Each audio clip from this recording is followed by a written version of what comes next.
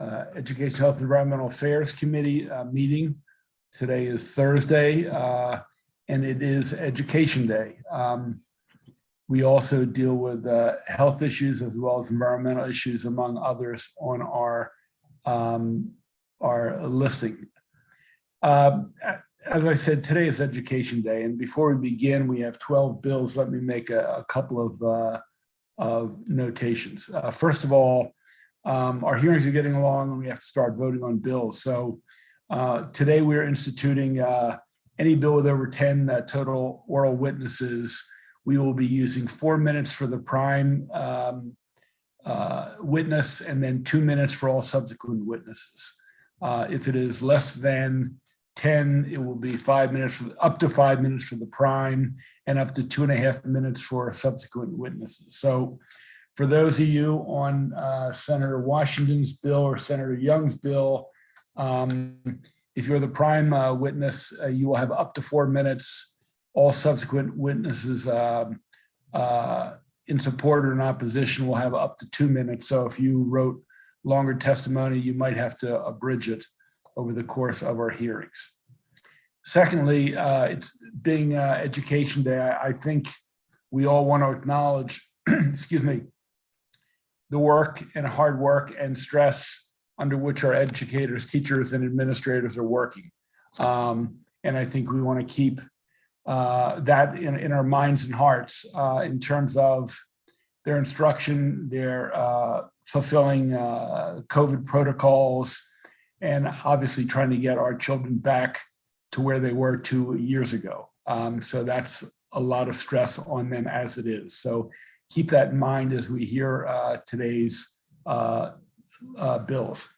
In terms of the order of today's hearings, we will have SB 95, Senator Lamb, followed by SB 304, Senator Lamb and Senator Lee. And then we will have Senator Ellis, 116, Senator Ellis, 108. We'll go back to back. Senator Washington, 119.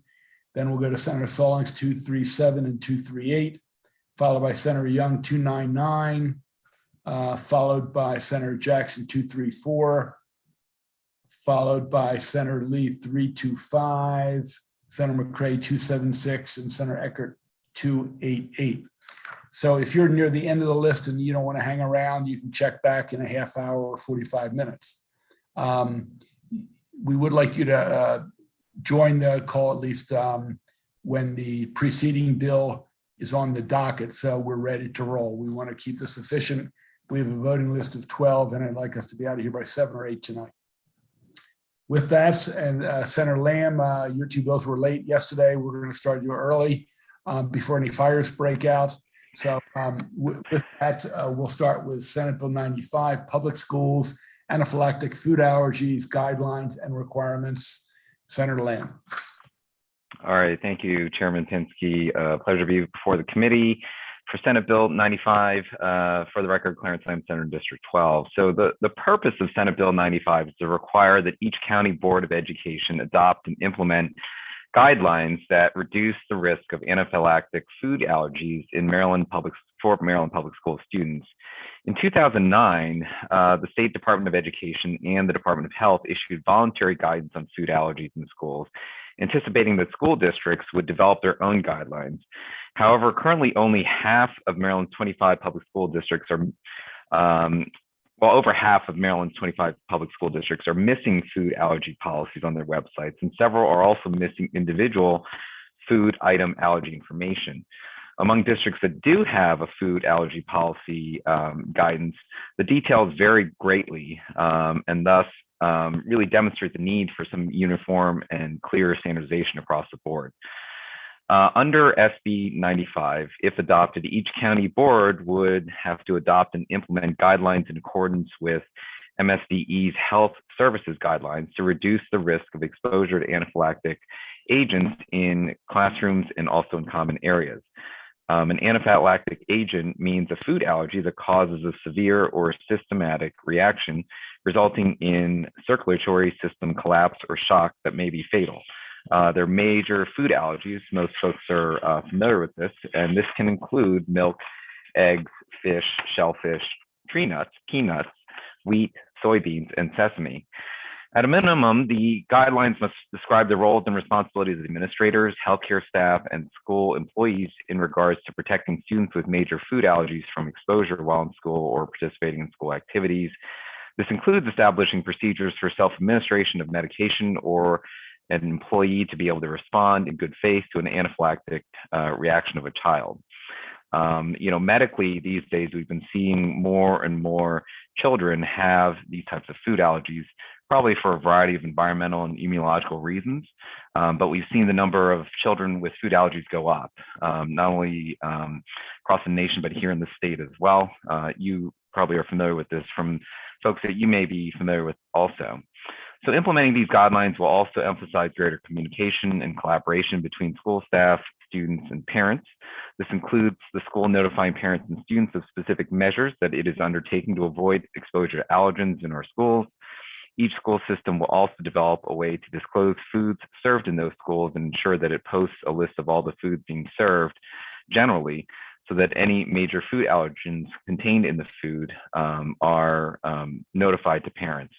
As structured, the bill would reduce the risk of anaphylaxis in the most vulnerable populations of children, including those who may not be able to identify all the allergens that they may know that they're allergic to. There's an estimated 27,500 Maryland public school students with life-threatening food allergies, and while there's no cure for food allergies, prevention is the number one and best way we can utilize to implement protections for these students.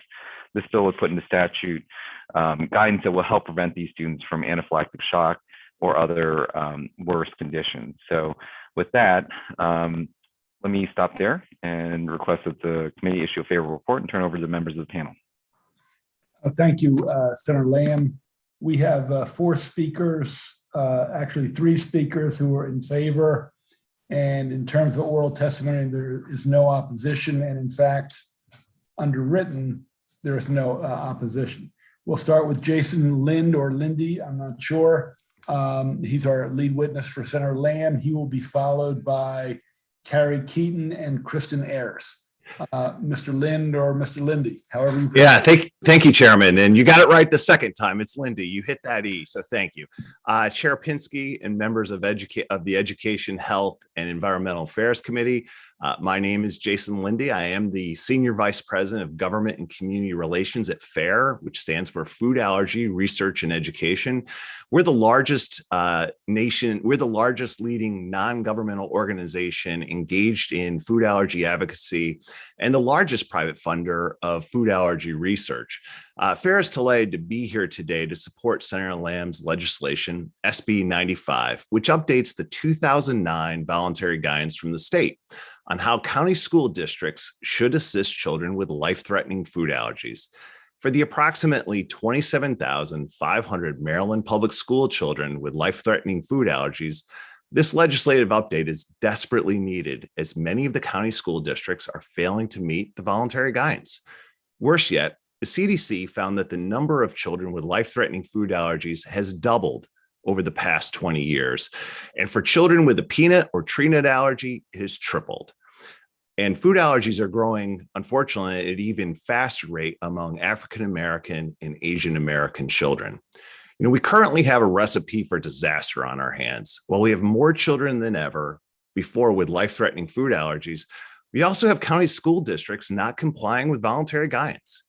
Unfortunately, food allergy reactions send someone to the emergency room every 3 minutes in America. And I'm concerned that if no action is taken, it is only a matter of time before an ambulance arrives at one of our schools, one of our state's public schools. We can and should do better.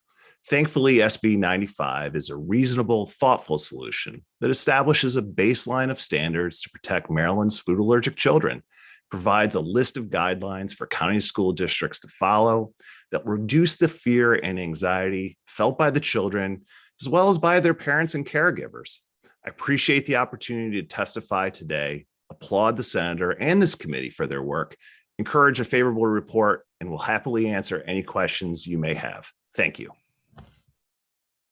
Thank you, Mr. Lindy. He'll be followed by Ms. Keaton, followed by Ms. Ayers. Good afternoon, Chair Pinsky. We'll take questions, committee. Good afternoon, Chair Pinsky and all members of the Education, Health, and Environmental Affairs Committee. My name is Carrie Keaton and I live in Rockville, Maryland.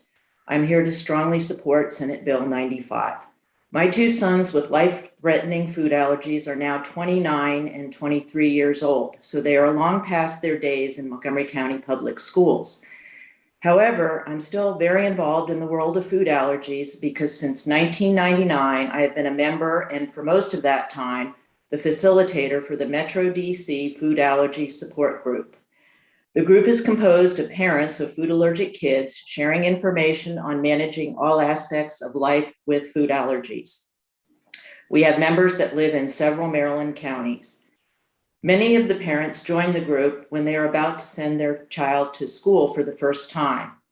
Over the years, this topic has been the most discussed on our group's active listserv and at monthly meetings. The second most discussed topic among our support group members is restaurant dining.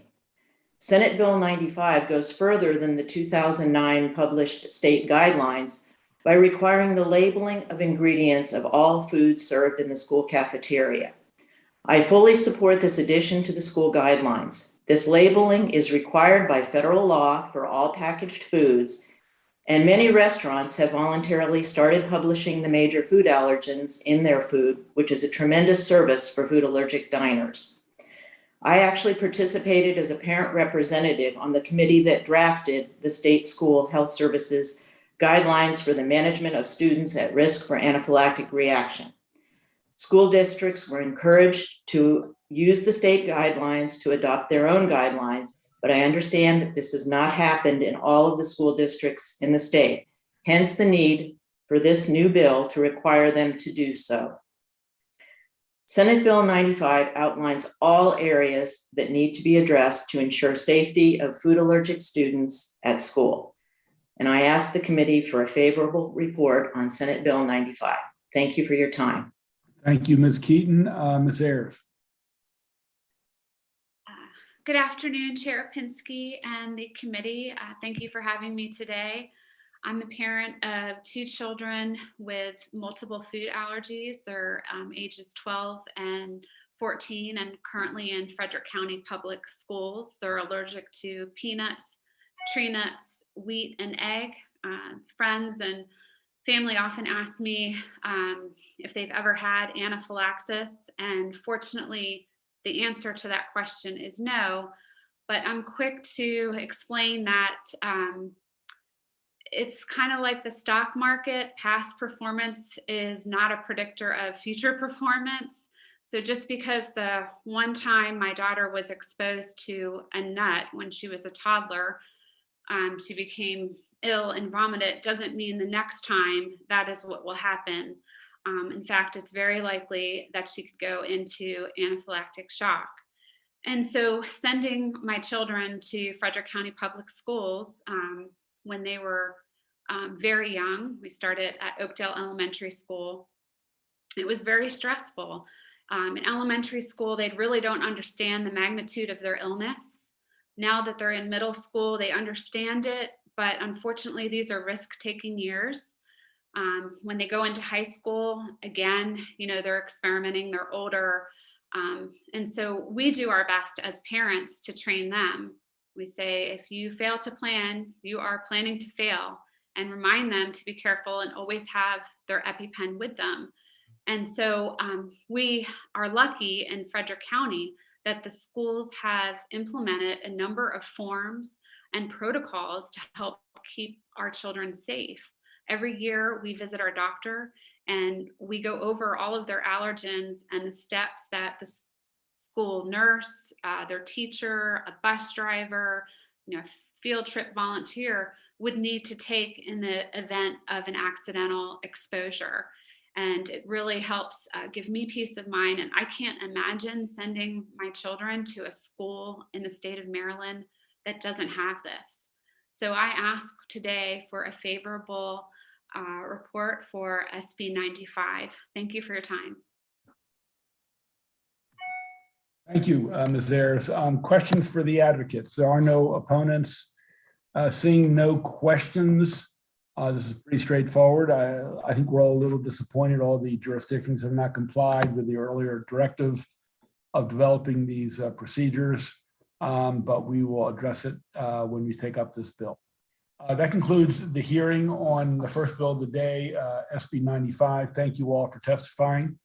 We're going to move to Senate Bill 304, Senator Lamb, Public Schools Asian American History Curriculum Requirement. There are 9 people signed up to testify. We'll start with the sponsor, Senator Lamb. All right, great. Thank you, Mr. Chairman and members of the committee. For the record, Clarence Lamb, Senator District 12. As many of you are already aware, given the last 2 years of the pandemic, one of the unfortunate side effects of COVID has been an increase in anti-Asian sentiment, even some violence in communities. The pandemic has flamed fears and a wave of misinformation that has led to a variety of disturbing trends. Since 2018, hate crimes targeting Asian Americans have more than doubled in Maryland.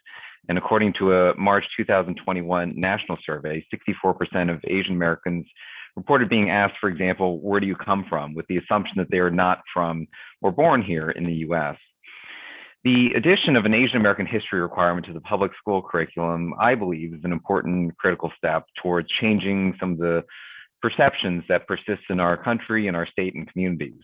Unfortunately, Asian American history, as it's taught currently in many of our public schools, does not fully reflect or include the contributions or struggles of Asian Americans. In addition, studies have shown that teaching a more diverse historical curricula can provide better academic outcomes, including an increase in high school graduation rates.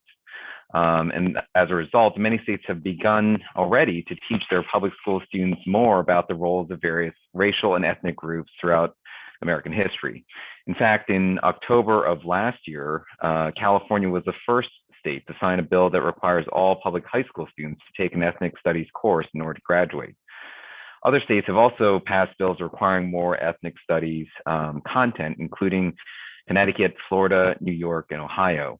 And recently, Illinois and New Jersey became the first 2 states to require Asian American history be taught in our public schools, in public schools. So Maryland would not be the first state to do what this bill proposes. In fact, this legislation was modeled after the Illinois law. SB 304 requires the State Board of Education to develop curriculum content standards for units of instruction on Asian American history in our public schools. The statewide curriculum would better reflect Asian American experiences and history, focusing specifically on people and events in Maryland and our region. It would also help ensure that the consistency of this education is across the board in our schools throughout the state. Each county board of education would need to adopt age-appropriate standards in line with the state standards, but would maintain the flexibility to determine the amount of instruction and the actual implementation of these standards. These local boards will be required to ensure that a unit of instruction in Asian American history is taught at least once during elementary school, once during middle school, and once during high school. The new standards would include lessons on the events of Asian American history and contributions to the community, to the economic, cultural, social, and political development of the United States and our region. I believe that age-appropriate instruction on the involvement and role of Asian Americans in U.S. history is necessary for students to receive a well-rounded and inclusive education. Asian American education will also help increase student engagement and build character as students learn how people from their own or different backgrounds faced challenges, overcame them, and contributed all to American society. Here in the U.S., all of us are descendants or descendants of immigrants, except those who are Native American. And we believe that there's a need to be able to learn about the cultures, the accomplishments, the struggles of people who may have been excluded as part of our history, or whose lives were misrepresented in the histories that were written. So I want to thank you for introducing this bill, and to all of you, and I ask for a favorable report and consideration and turn over to the sponsor panel.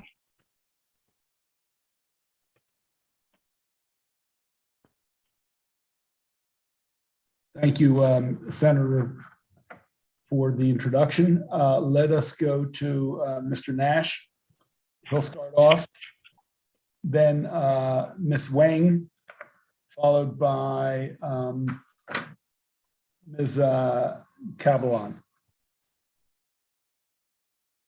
Thank you, Senator Pinsky and members of the committee. My name is Phil Tajitsu Nash. I am one of the co-founders and a faculty member in Asian American Studies at the University of Maryland in College Park. I also am the co-president of the Asian American Legal Defense and Education Fund. I've been teaching Asian American history for 38 years. I'm here to urge a favorable report on SB 304, and I'd like to thank Senator Lamb and Senator Lee for putting this together. It's part of a trend that we're seeing nationwide, and it's a very important trend. Others are going to detail what's going on in our state and talk more about why the bill is needed. I'd like to give you a 30,000-foot overview through 4 different points. First, these are extraordinary times that call for an extraordinary action. You've no doubt read the newspaper and seen the amount of anti-Asian violence, harassment, bullying, demonization, a lot of things that are going on. And for those of us who know Asian American history, it's been here throughout history. But now we're seeing an upturn that is very disturbing, that's impacting our students, impacting our education outcomes, impacting our schools. And ultimately, these are going to hurt our communities, our economy, and our reputation as a state of tolerance and goodwill. My second point, this bill is measured and appropriate. It takes a statewide commitment that you hopefully are going to give and put your imprimatur on it, and then allow our local boards of education to tailor it. And that's always appropriate because education should come from the local areas. But we need to have a statewide effort like this one in front of you to let the people of Maryland know and let the people of the nation know that we stand up for all of our communities, including the Asian American community that is currently hurting. My third point is that this is a chance for us to teach Asian American history as a process, not just memorizing names and key dates like we all do during Asian Pacific American Heritage Month. And I was one of the people who was there at the beginning helping to push Asian Pacific American Heritage Month. And it's a wonderful thing. And thank you all for doing things in your schools and your institutions. But it's time to move beyond that because Asian American history, like the history of every group, has 3 parts. We start by looking at the successes. Yes, many Asian Americans have succeeded, and that's wonderful, and they need to be celebrated. But second of all, they've had to overcome some barriers, and we need to have an honest discussion about what some of those barriers have been historically and also at the current time. And the third very important part is we need to look at the campaigns to overcome the barriers that vindicated the rights of all people. I talk about cases in my classes such as Yikwao versus Hopkins, where a bunch of Chinese restaurant owners back in the 1800s helped to bring their case to the Supreme Court and get a ruling on equal protection that helps everyone.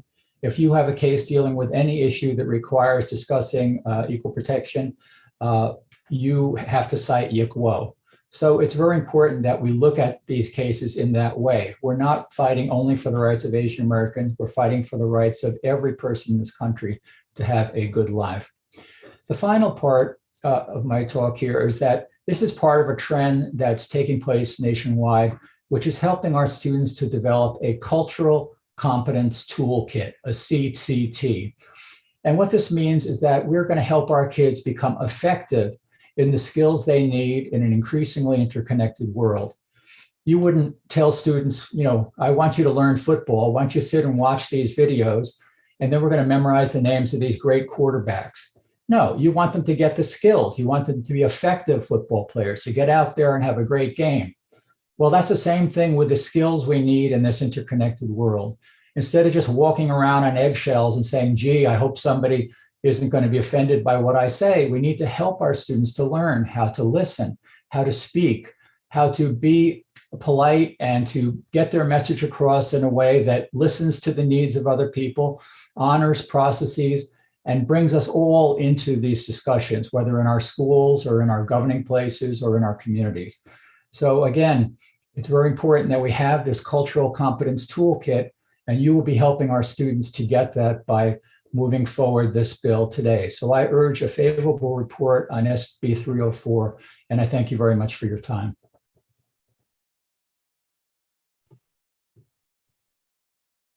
Thank you, Professor Nash. We're going to go to Ms. Wang, please. Hi. So good afternoon, Senator Pinsky and the members of the committee. My name is Xin Wang, a parent of 3 kids, a Chinese teacher in a private school in Maryland, and the principal of Howard County Chinese School. The Chinese school has been serving the local community in Howard County for 23 years, with more than 1,700 students. I'm testifying to support SB 304 on behalf of the Chinese school community.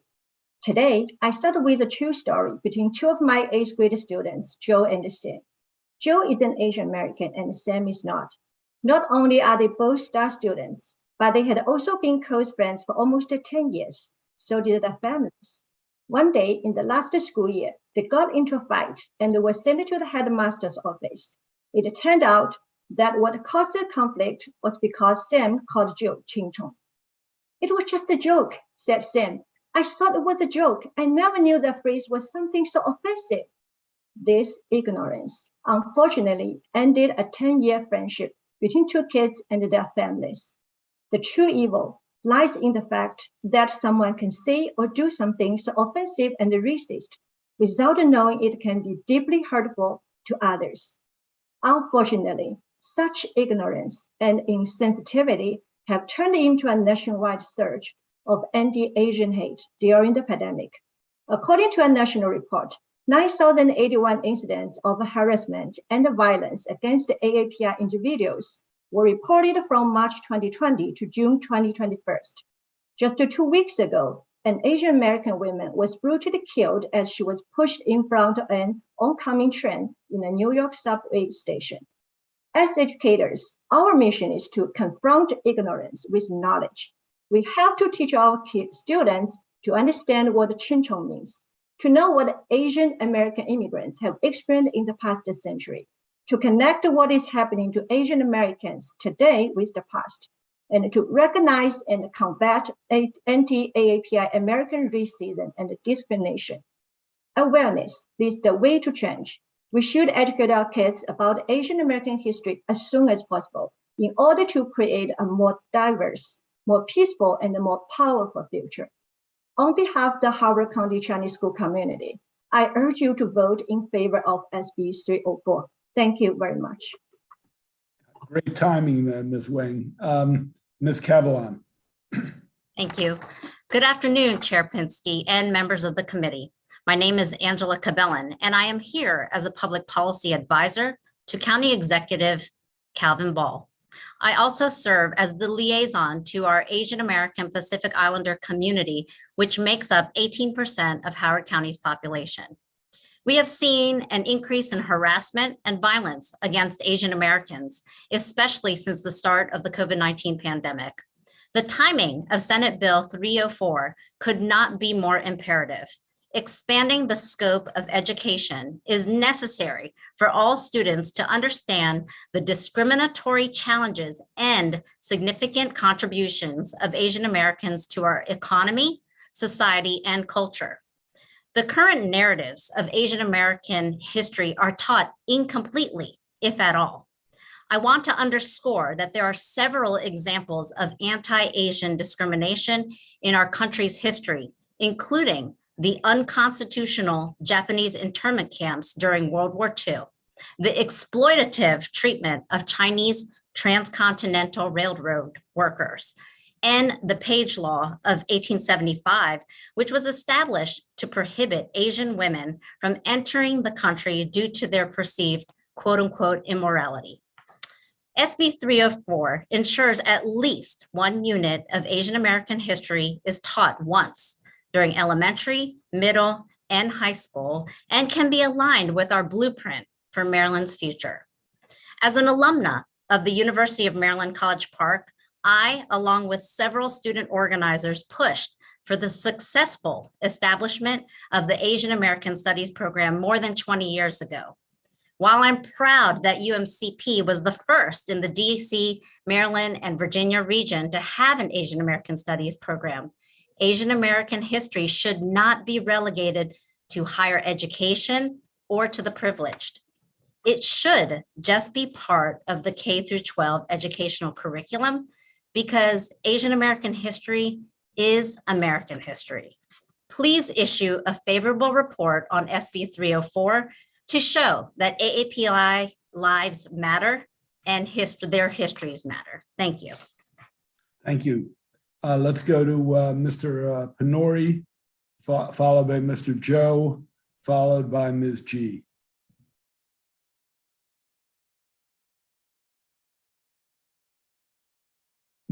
Mr. Penori, I see you. Sorry, I was muted. Can you hear me, sir? Now we can, yes. Okay. Sorry, I was double muted. Okay. Good afternoon. My name is Praveen Patel from Indian Origin Network of Howard County. I'm here to support Bill SB 304. I completely agree with Senator Lamb and the other speakers who have talked about this bill before me. In addition, I would like to add that the world has changed drastically over the past 50 years. The global economy has changed from that of a Europe-centric economy to an Asian-centric economy in the last 50 years. In 2020, the 48 Asian economies contributed nearly 40% of the global GDP, and this number keeps growing. The world is also diversifying at a very unprecedented rate. Today, about 6% of the US residents and 6% of Maryland residents are of Asian origin. Today's students are exposed to the Asian culture and the people of Asian origin in all aspects of their life. It is very likely that when our kids grow up to be responsible adults, they will have to interact with the Asian economies and the Asian cultures as part of their professional careers.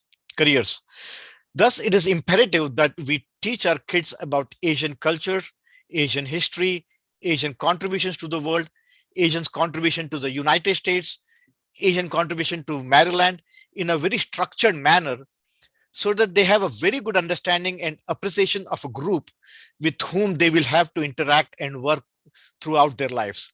It's not just about racism. It's just not about hate crimes. It's much more than that. It just makes practical sense that we teach about Asian culture and Asian history in our schools so that our kids understand what it is and they know how to interact with the Asians when they grow up and become responsible adults. Therefore, we urge a very favorable report on SB 304. Thank you for your time and your consideration. Thank you, sir. Mr. Ryan Joe, please. Hello. Dear state delegates and education committee, my name is Ryan Zhao. I'm a 9th grade student at Howard High School. I'm the student representative for the AAPI Advisory Committee of the Howard County Public School System. I'm here today to voice my support of Senate Bill 304, requiring the public schools in the state of Maryland to develop and incorporate units of Asian American history into their curriculum. The population of the state of Maryland and our nation as a whole have become increasingly diverse. Sorry, can you hear me? Okay, I'm sorry. Okay. The population of the state of Maryland and our nation as a whole have become increasingly diverse, with the Asian population being the fastest growing group. However, I feel that my identity as an American is oftentimes not fully recognized. Over the last summer, while my brother and I were visiting colleges, a young girl came up to us, welcoming us to the US. Even though my brother and I were born in the US and have spent our entire lives here in Howard County, Maryland, without even talking to us, the little girl had determined that we were foreigners and that we didn't come from here. I'm sure the young girl was just trying to be friendly, but it shows that to her and a lot of other Americans as well, we are viewed as perpetual foreigners. As a result, anti-Asian racism and hate crimes have increased exponentially in the last 2 years. This is largely due to the lack of education on AAPI history as a minority group. AAPI contributions to the US have long been ignored. AAPI history is part of American history. Asian Americans helped build America to where it is today, from the building of the transcontinental railroads in the 1860s, a key point to American westward expansion, to the most decorated Army unit being composed completely of Japanese Americans during World War II. Even more, Asian Americans have helped shape the American legal system. In my recent NHD project, I studied the 1886 Supreme Court case, Yikwo v. Hopkins, in which Chinese laundry owners sued the city of San Francisco over discrimination. This was the first case in US history that established that all persons, regardless of their race and nationality, are guaranteed equal protection and due process of our laws. This case was cited more than 160 times in future Supreme Court opinions, leading to the interpretation of the 14th Amendment of our Constitution to its current form. However, all these contributions the Asian Americans have made to our country have long been neglected. I strongly advocate that Asian American history be included in our school curriculum. I feel that it is very important to teach students, especially at a young age, that Asian Americans are not foreigners, but an integral part of American society. I implore that all of the state delegates here join our course of making AAPI history part of the public school curriculum. Thank you.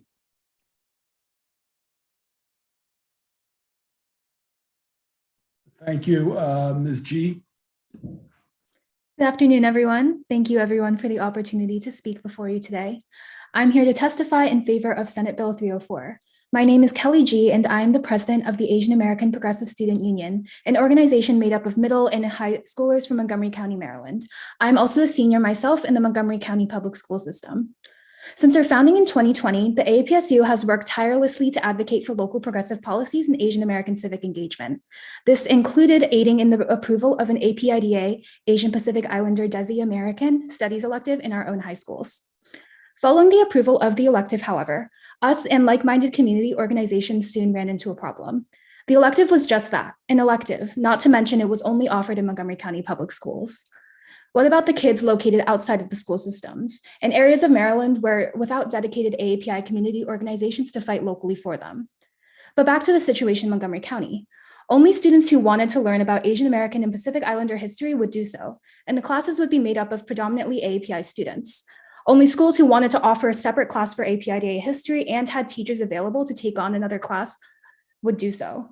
While the option of curriculum inclusion was heartwarming, it was distinctly different from the actual integration of APIDA history into the larger compulsory curriculum. To put it simply, the elective only gave and continues to give people a choice as to whether or not they wanted to learn about APIDA history.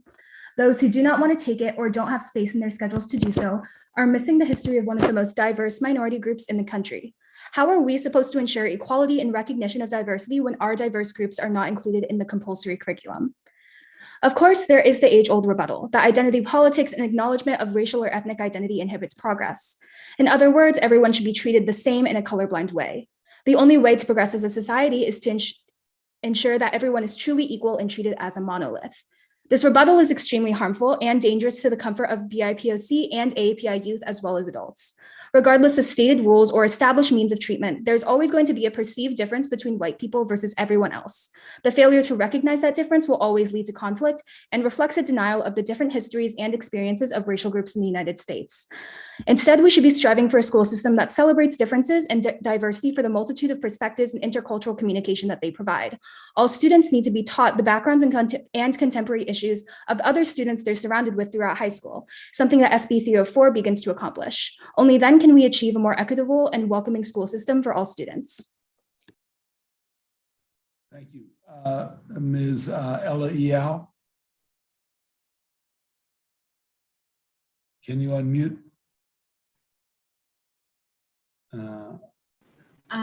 Yeah, hi. Okay. Hello. Hi, my name is Ella Zhao, and I'm a 10th grader at River Hill High School in Howard County, and I'm here to testify in support of SB 304. Anti-Asian hate still persists to this day, and it ultimately stems from ignorance. These acts are not just happening now. Hundreds of years of exclusion, erasure, and invisibility have led to the changes that need to be implemented. SB 304 is an essential bill that will allow for the education of the students in Maryland on AAPI history. There are more than 22 million Asian Americans in America, making up about 6% of the US population, yet our stories are still not shared, voices still not heard. As a 10th grader, I have noticed a severe lack of content on AAPI history throughout my courses, as it is taught incompletely, if at all, throughout in our state. The existing curriculum only focuses on a few milestones, such as the Chinese Exclusion Act of 1882 or the Japanese incarcerations during World War II. But these stories, while important, do not paint an accurate picture of the AAPI experience. History is not only a list of events in a history textbook, but rather the collection of thousands of personal stories of struggles and successes. Personally, I just read the book The Joy Luck Club by Amy Tan, which tells the story of generational struggles of Asian American women, which increased my understanding of AAPI experiences that differ from my personal ones. The incorporation of not only history curriculum, but literary works such as this one will broaden the understanding of the AAPI experience, personalizing the events learned about in history textbooks with characters and plot lines relatable to students. Asian Americans have been in this country for a long time, but because such stories are not told, Asian Americans are still seen as foreigners to this country, a perpetual other, and during national crises such as the COVID-19 pandemic, we are seen as the enemy. This is the reason so much anti-Asian hate still exists. Without being represented as an integral part of this country, it is easy for misinformation and fear to spread. Diversifying the education system and incorporating the history of underrepresented groups, especially AAPI, will help to diminish the existing prejudices that fuel the hatred revealing itself in these anti-Asian acts. This bill will allow for the students of Maryland to grasp a more complete understanding of the history of the state and the nation, which includes the contributions and struggles of Asian Americans. Therefore, I urge a favorable report on SB 304. Thank you for your time and consideration. Thank you, Ms. Yao. Questions for the sponsor, any of the advocates? Seeing none, we'll move. We have one opponent signed up. I'm not sure he's with us. Is Mr. McAvoy with us? Yes, Senator. Thank you so much. I hope you can hear me all right. Yes. All right. Thank you. This bill, you know, as so many things that I come to Annapolis about, isn't about the bill itself. It's how it's going to be applied. And as I was looking at this, I see a lot of positives to the bill. For instance, this bill counter to other bills that have been brought in this vein. There's a lot of maze here. Okay, this is leaving this up to the school system to decide what is appropriate, and that is what we want. We want the school autonomy to do that. When the sponsors say that taught once in elementary, once in middle school and high school, this is appropriate. It's completely appropriate. When we talk about higher IQ, relative to other groups, more stable family structure, these are things that are positive. Where we go off the rails is where we take COVID and a couple of years of where we're having exceptional amount of muggings and people pushing down Asians, and we're having some just horrid events where, I don't know, homeless or street people or people with no couth are doing this stuff. And it's trying to put that into a basically a virtue signaling or kind of victimhood bill. That's not the Asian people. That's not the ones that I grew up with. I grew up in that area and in Howard County. And this bill is not talking about 160 years of American history, of Asian American history in America. We have excellence in American industry, technology, technical scholarly endeavors. Instead, this bill is aimed at virtue signaling. Just as an example, you go to the bill on page 2, and we talk about the events of Asian American history. Yes. And then we scroll down, then we're talking about their efforts in civil rights, but that's off the mark. It isn't the bill, it's how in Maryland this is going to be pushed. So what I urge to do, I urge this bill. I thank the sponsors that they're not going overboard, that they're leaving autonomy to the various counties. That should be. Let's go into all of the marvelous accomplishments that have been handled for 160 years, up to and including Arthur Kwan was just talking about a very noble thing, saying how Well, you have to wrap it up. Your thank time you. has How expired. you choose the husband you want for your child's father, and even up to the testimony that we have in JPR every year about Thank you, legal sir. immigrants who Thank are you. making a difference. Thank you. Thank all. you. Okay, that was a very soft unfavorable. Yes. Question, Mr. McAvoy. Yes. Seeing none, that completes the hearing on Thank you. Land Bill.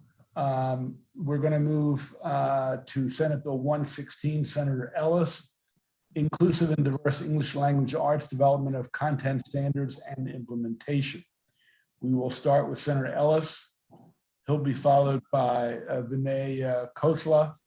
then by Bumiomasore, who will be followed by Dinesh. So with that being said, Senator Ellis, please. Yeah, thank you, Chairman Pinsky. And I saw Senator Hester had a question. I don't want to kind of, I don't know if you're muted, sir.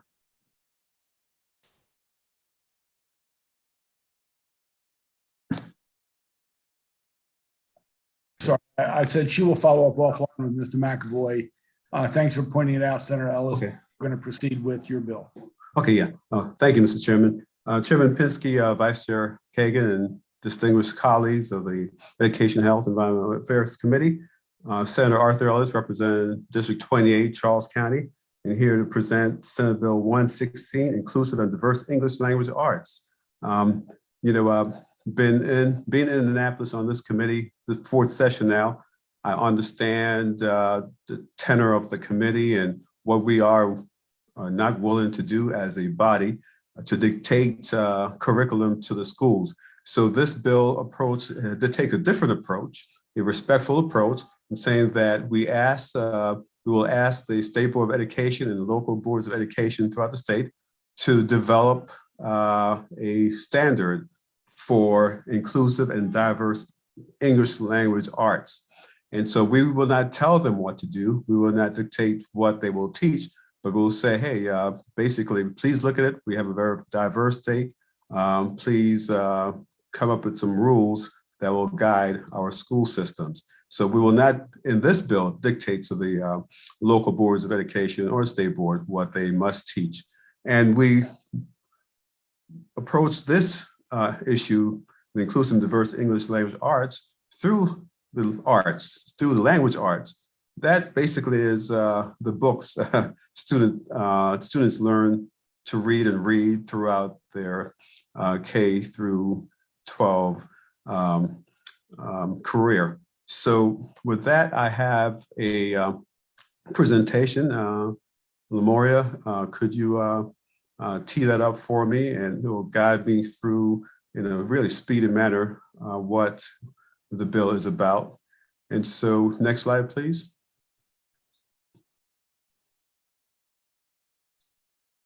Yeah, the purpose of Senate Bill 116 require each public school to include inclusive and diverse English language arts in the English language arts curriculum beginning in the 2023-2024 school year. Next slide, please.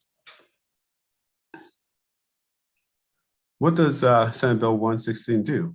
Well, to develop content standards for inclusive and diverse English language arts to be included in the state standards and framework for English language arts, require each county board of education, local board of education to develop and implement age-appropriate curriculum guides for inclusive and diverse English language arts. Here we're saying we're not doing this for Annapolis. We want the local boards to do it. And then require each public school to include inclusive and diverse English language arts in the language arts curriculum beginning in the 2023-2024 school year. Next slide, please. Why is this important? Well, this will highlight and promote diversity, including economic diversity, equity, inclusion, tolerance, and belonging. You know, we heard this week at the beginning of Black History Month, so many bomb threats against historically Black colleges and university, not just in Maryland, but throughout the nation. Folks don't understand a lot of issues. And so hopefully when children in Maryland learn about this inclusion and tolerance, well, we will hopefully lessen some of this animosity and threats against members of all ethnic groups in this country. And secondly, it will encourage safe, welcoming, and inclusive environments for all students, regardless of race, ethnicity, that should be S, sexual orientation, gender identity, mental and physical disabilities, and religious beliefs. You know, we have so many wonderful authors in this country and in the world, really, who attack and talk about a lot of issues from different viewpoints.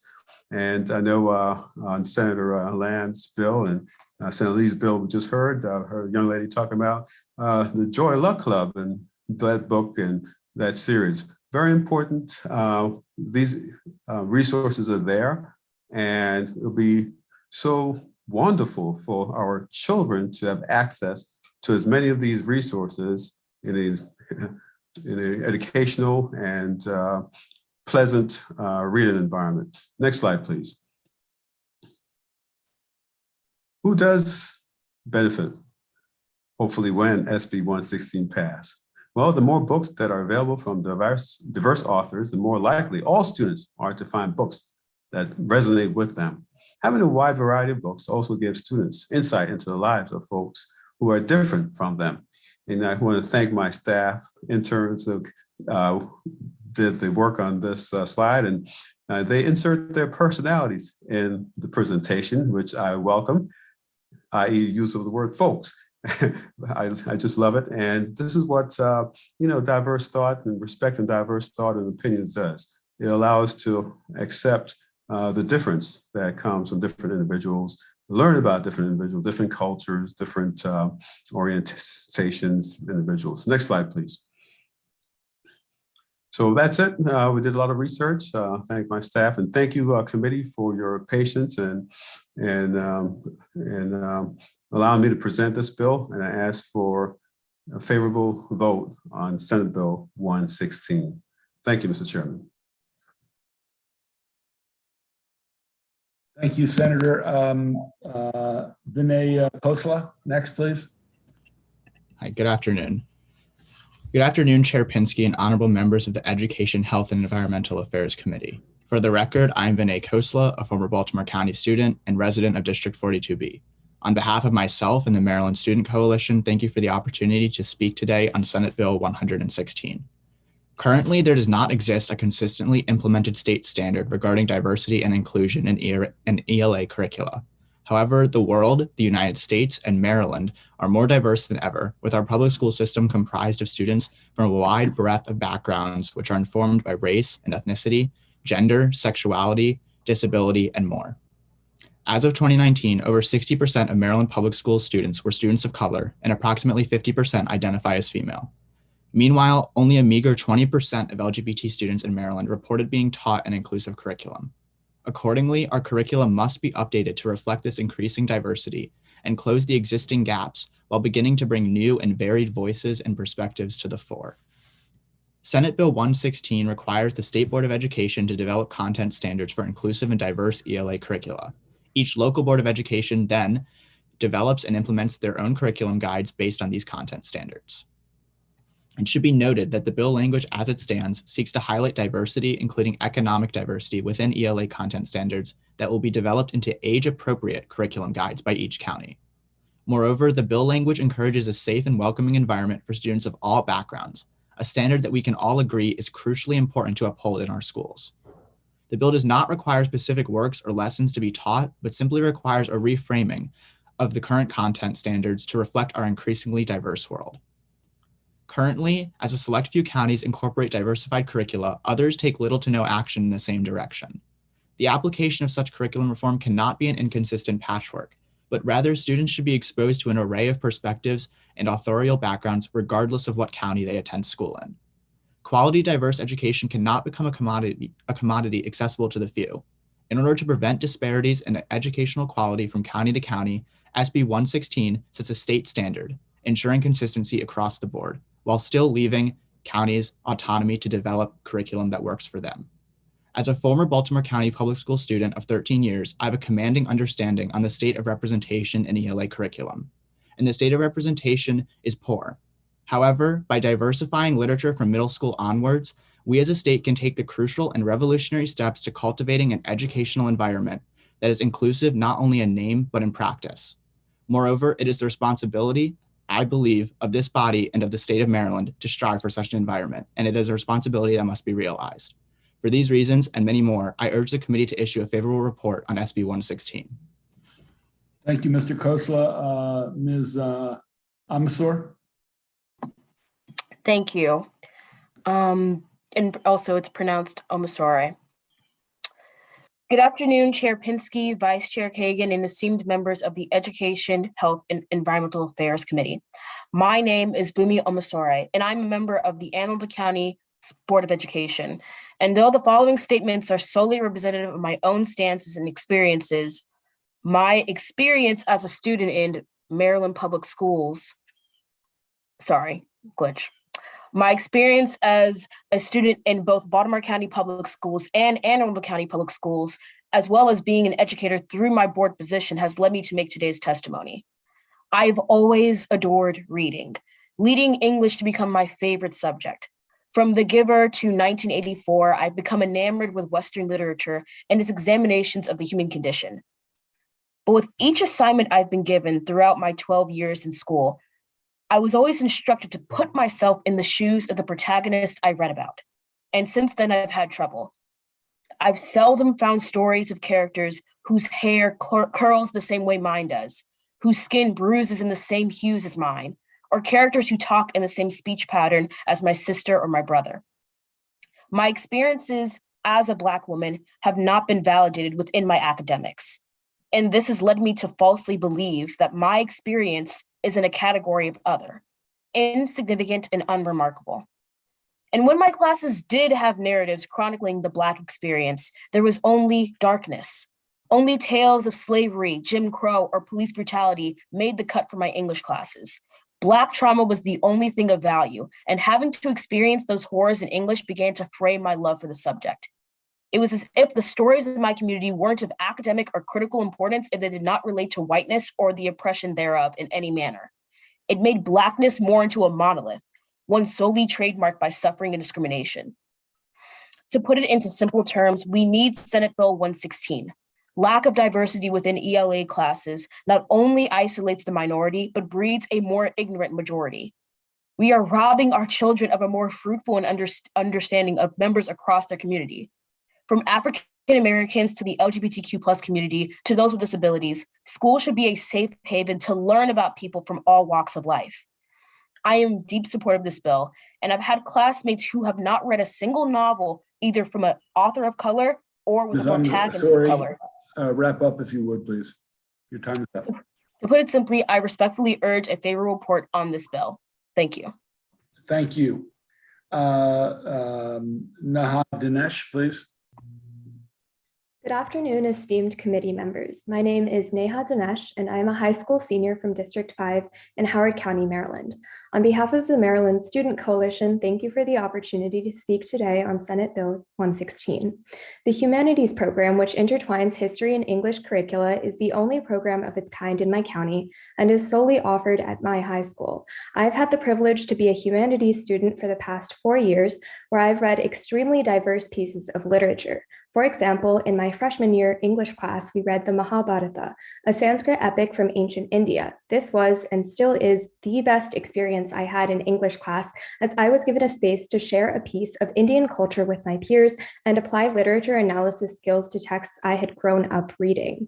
Other diverse authors we read were Tao Qian and his poem Substance, Shadow, and Spirit, Zora Neale Hurston and her portrayal of racial struggles in Our Eyes Were Watching God, and Julia Alvarez and her memoir In the Time of the Butterflies. Diverse literature, in my experience, has offered two main benefits. First, a safe space for students to share experiences and cultures with their peers. And second, deeper conversations and understandings of the texts we read. We're able to compare societal norms from past and present, from different countries, from different points of view. We're able to learn from the text on the page and from the peers around us. I have been fortunate to be a humanities student. I have been fortunate to read diverse pieces of literature in every year of high school, but many of my peers haven't. SB 116 aims to offer diverse literature to every high school student, not just the ones in the humanities program. By making the inclusivity of literature with the viewpoints of people from different ethnicities, sexualities, and genders a requirement in English classes, SB 116 is that crucial first step we need to take to encourage diversity of thought and culture in the literature that we read as high school students. This bill simply requires the incorporation of more diverse content standards, leaving the discretion of what specific literature is used and what curriculum looks like up to the Maryland State Department of Education and teachers themselves. Ultimately, SB 116 is a crucial opportunity to evoke change and spread awareness on the experiences of others, as well as make required English tests more representative of students and their identities. Thus, I respectfully urge a favorable report on this bill. Thank you for your time. Thank you, Ms. Dinesh. Siddhartha Shah. Good afternoon, Chair Pinsky and honorable member of the Education, Health, and Environmental Affairs Committee. For the record, my name is Sid Shah. I'm a senior at Marriotts Ridge High School in Howard County from Legislative District 9A. And on behalf of the Maryland Student Coalition, thank you for the opportunity to speak on Senate Bill 116. We hear the words diversity and inclusion used a lot, whether it's in politics, bill language, or anywhere else. But what is diversity and inclusion at its core, and why is it so essential that it's implemented within our curriculum? I define diversity and inclusion the opportunity for minority communities to be seen, heard, and recognized. More often than not, minority stories and voices are left out in our education system. Whether it's the Eurocentric social sciences, lack of diverse authors, poets, or writers in our ELA classes, our curriculum doesn't accurately reflect the student population and doesn't reflect our diverse society. In Howard County, after taking 4 years of English courses, I've read a total of 5 books by authors who are either women or people of color. While there's nothing wrong with reading what has been categorized in school systems as classic literature, there is something wrong with leaving out other diverse voices. We give students the message that there are no perspectives or books of literary merit from minority groups, which is simply not true. In an environment where students are supposed to feel heard and seen, they can't hear or see representation of themselves in their own education. This year was one of the first times I read more than one book that had an author from a diverse background, and it is my senior year. As this experience has not only given me a greater understanding of different literary perspectives and techniques, but it's also given me a greater historical context. The benefits from having a more inclusive and diverse ELA curriculum is clear, and these perspectives are simply too important to leave out of our curriculums, which is why I'm advocating for this. I've always believed diversity and inclusion starts at education, and education starts at reading.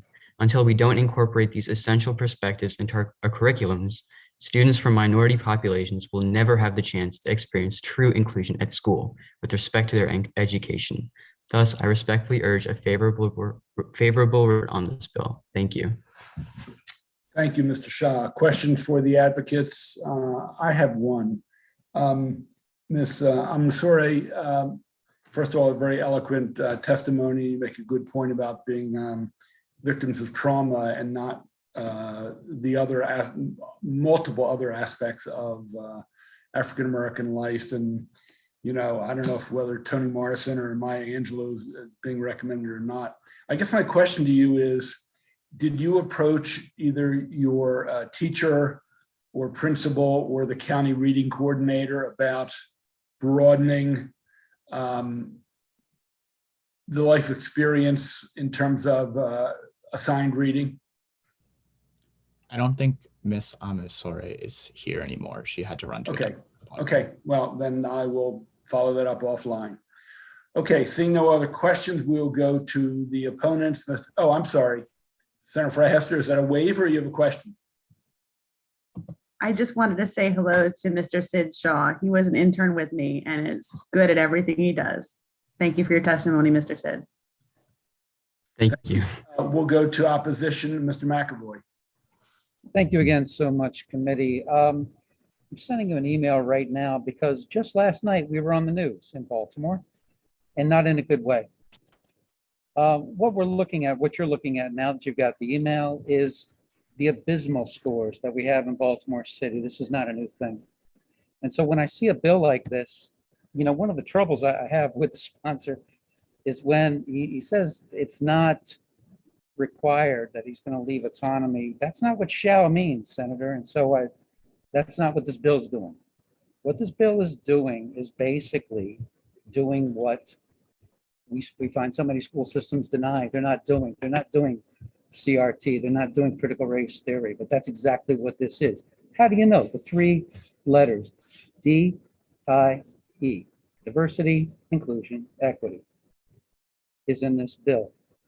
What this is looking to get away is from the standards of education that had propelled us to the #1 nation. And now as we're declining, this bill wants to take away what made us great by focusing on the English language and English literature, which is, like it or not, is the business language of the world, not just America, not just England where it came from, but Asia as well, in very many places. When we can't even get people at grade on math skills, and when you look at that article, it says that less than 2% could test at grade. This is not what we need to be doing, is substituting sexuality. That's what this bill is doing. Substituting core elements of education that these students need and will use and will fail without for sexuality. It's perverted. It's absolutely perverted that you want that this bill is bringing what these kids don't need when they're so sorely missing what they do need. And honestly, we should be indicting teachers who are pushing this as well, because they know in a couple of years that these kids are going to need this in the workplace or just in their general life. I'm open to questions on this, but I want you to instead take some time and look at that video and look at just how abysmal we're doing. These kids, you're consigning them to failure. If you want them to succeed, don't do this bill and don't do bills like it. Let's get these kids educated. Thank you for your time, Senators. Thank you, Mr. McAvoy. Okay, that concludes Senator Ellis's first bill. We're going to move on to his second bill. That is SB 108. That is Charles County Public Library Imagination Library Program funding. He'll be followed by Ashley Teagle, Lee Greeley, and Kenneth Wayne Thompson. There is no opposition, as I can see. Senator Ellis, you're on.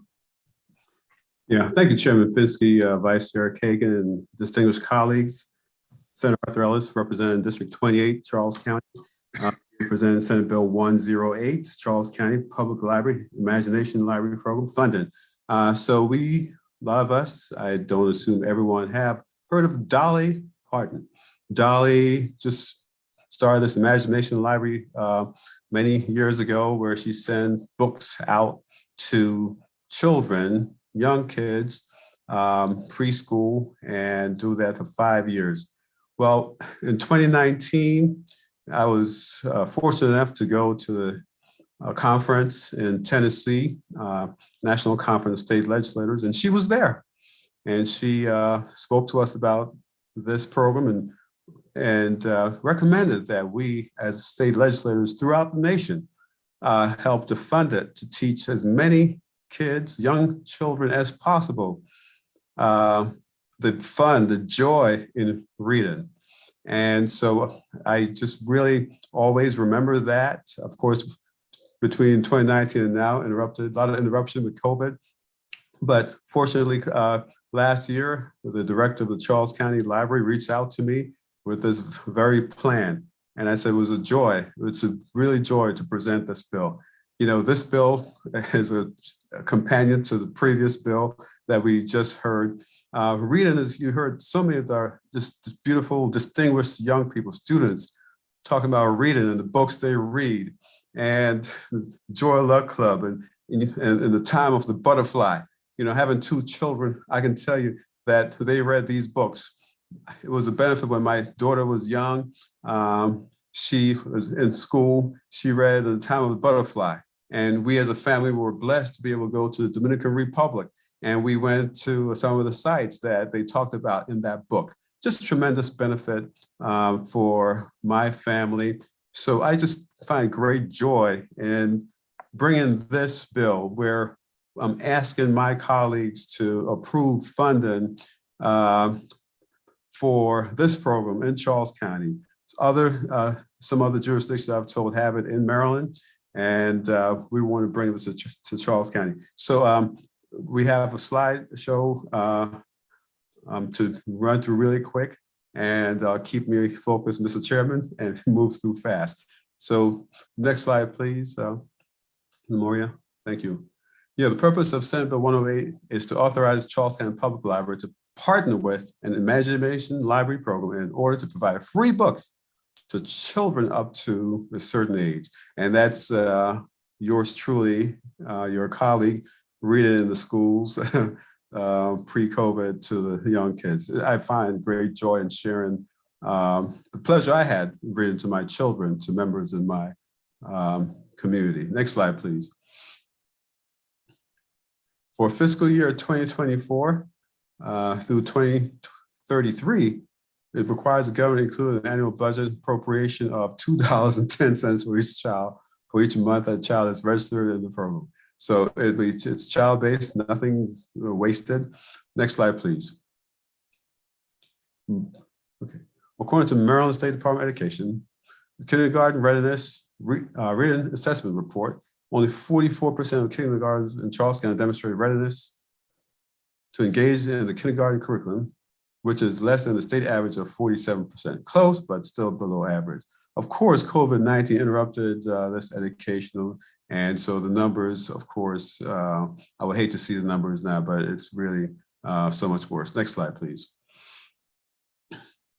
So Senate Bill 108 would benefit children of Charles County, specifically those under 5 years of age. Of course, research has shown that the most critical years for brain development are from prenatal to age 5. Many children in Maryland face obstacles and barriers that impede their optimal learning environment. So this bill, if approved, would alleviate a lot of those barriers. Next slide, please. And little references. So thank you so much for your attention, and I request a favorable vote on Senate Bill 108, Imagination Library funding for Charles County. Thank you, Mr. Chairman. Thank you, Senator. Let's go to Ashley Tebow, please. And Mr. Chairman, I did want to defer to the Executive Director of the Charles County Public Library, Mr. Thompson. That's fine. Do you want to speak after him, or he's going to speak in place of you? I'll let him speak first and I'll go after him. Okay, Mr. Thompson, please. Thank you. Thank you, Ashley. Good afternoon, Senator Pinsky and members of the chair of the committee. My name is Kenneth Wayne Thompson. I serve as the Executive Director of the Charles County Public Library, and I support SB 108, which would provide funding for children of Charles County between birth and age 5 to receive a free book every month from the Dolly Parton Imagination Library. The bill would provide for the cost of the program, which is $2.10 per child per month, and it will also expand the impact of literacy, not only for children, but for their families as well. So I'm sure that some of the information that's going to be shared from some of my colleagues will be repeated, but I wanted to highlight a few things about the program and about Charles. Here in Charles County, we have a population of 166,617 people. About 5.9% of that population, or 9,632 children, are under the age of 5. The total number of families with children under the age of 5 is 4,168. One of the other stats that I wanted to share with you all is the Maryland State Department of Education's 2019-2020 Kindergarten Readiness Assessment indicates that 53% of kindergartners do not demonstrate all of the knowledge, skills, and behaviors necessary to be successful upon entering school. And about 21% of kindergartners are emerging readiness and will require targeted supports or interventions to be successful in kindergarten. The Imagination Library of Charles County was launched in October of 2021, and we currently have 1,085 children participating.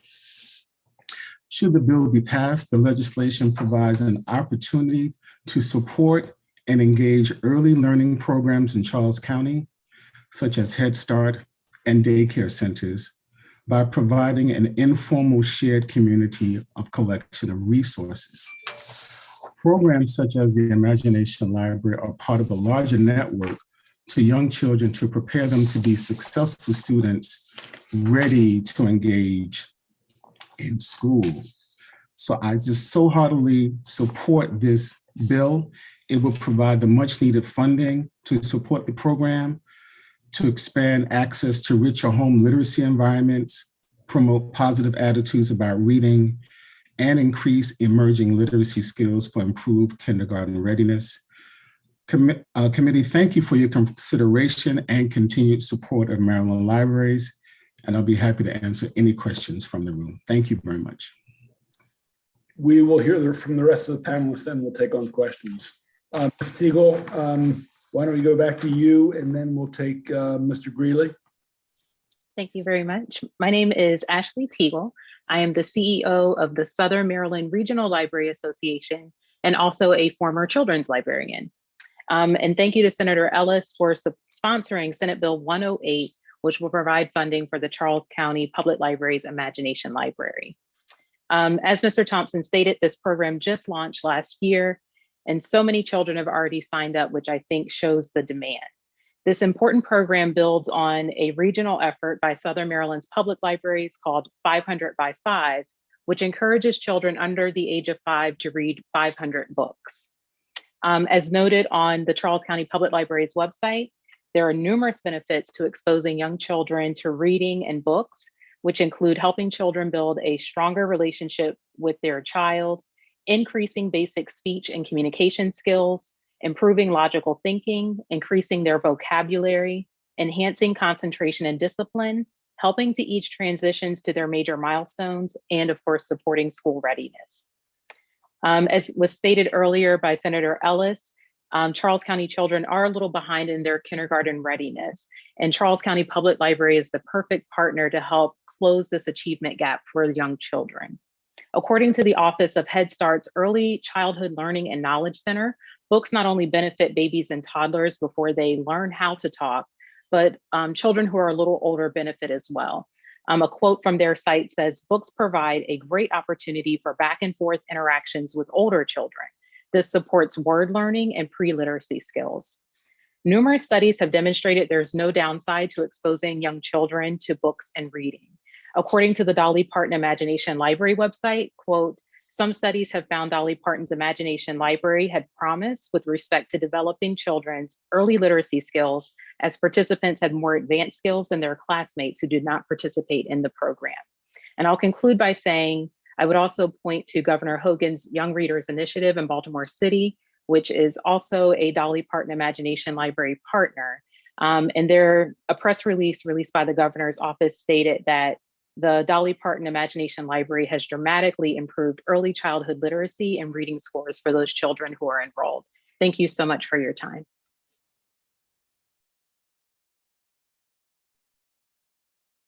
Thank you. Mr. Greeley, please. Thank you, Chairman Pinsky, and good afternoon, Education, Health, and Environmental Affairs Committee.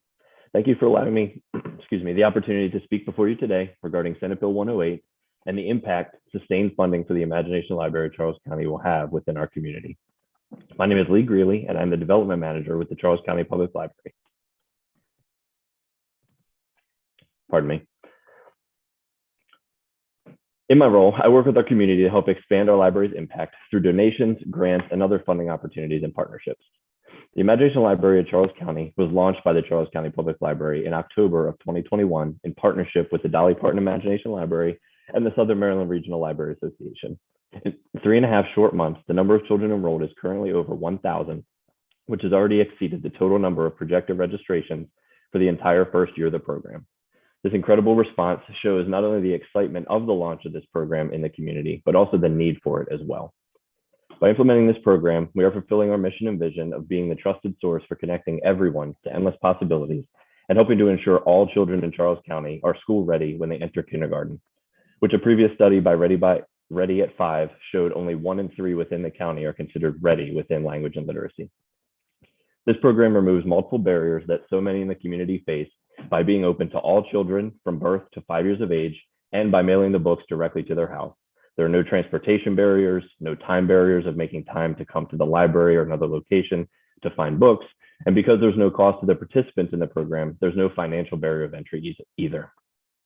The passing of Senate Bill 108 would help to assure the sustained presence of this impactful program for the youngest youth in Charles County for years to come. Additionally, the passing of this bill would allow for the allocation of many other library funding from donors, grants, partner organizations, and other sources that currently provide us the ability to significantly expand our impact across the community to continue to go towards the expansion of these impactful programs and initiatives in other ways. The impacts to the community of Charles County through the funding of this one program will be felt far beyond just youth literacy, because it would help ensure that the libraries continue to exceed the unmet needs of our community in many other areas and programs as an agent of change, allowing everyone to engage, discover, and learn. Thank you again for allowing me the time to speak today regarding the support of Senate Bill 108, and to all of you for your consideration of this bill. Thank you, Mr. Greeley. Questions? I have one. I'm not sure if this is for Mr. Thompson or for Senator Ellis. The fiscal note said this is funded for 23 and 24 through redirecting some Charles County operating money and some private donations. In the fiscal note, I see that it calls for using the state money in 24.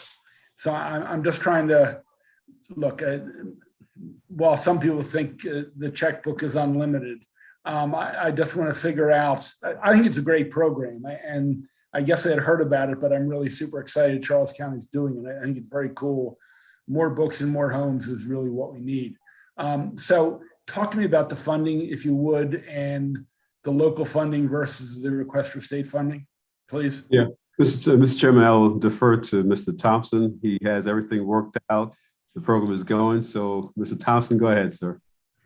Thank you, Senator Ellis. Senator Pinsky, so the first 2 years of funding have been appropriated from the Charles County Public Library operating budget. For FY22, that was $16,926. And for FY23, we've appropriated $40,000 from our operating budget. The legislation would support the funding for fiscal years 2024 through 2033. And we were lucky enough to get some support from one of our friends group, the Citizens for the Charles County Public Library, to help us launch the first 2 years of the Imagination Library program. Yeah, Mr. Thompson, the fiscal note must have it wrong then. The fiscal note says 23 and 24, not the 22 and 23 that you mentioned. So absolutely, that's what led to my confusion. Thank you, sir. My apologies, sir. Yes. Other questions, Senator Kagan? Thank you, Mr. Chair. Again, Mr. Thompson, if you're the person, tell me why the increase from 16,000 to 40,000, please. And was that, and also could you clarify in those years and in the out years, what grades and what ages you would hope to cover? And while I've got the mic, Ms. Teagle, I kind of love the 500 by age 5. That's fantastic. So, Mr. Thompson. Thank you, Senator Kagan. So the amounts that we allocated for those 2 years are based on a percentage from the Dolly Parton Imagination Library. They've given us a percentage for years 1, 2, 3, 4, and 5. They recommended at the start of the program, it would be very beneficial if you could have funding for the first 2 years up front, because you just don't know the success of the program. So I was able to look at our collection development budget, our book budget, and reallocate some money from that budget, along with fundraising from Mr. Greeley, our development manager, to make sure that we had funding for the first 2 years. And that's how we came to those amounts now. So, Mr. Thompson, that didn't really answer the question. You went from 16,000 to 40,000. Tell me why the big jump up, and did you cover more kids or give the same number of kids more books or do different ages? Did I miss that? No, I don't think you mentioned that, but I think it's the growth of the program. I think the fiscal note talks about more students getting involved in it. And obviously when you roll it out at first, you reach X number of students. In year 2, you have X plus Y. So, but Mr. Thompson. That is correct. So as the years proceed and go on, the program projects that more children will participate in the program. The ages were from age 0 to 5.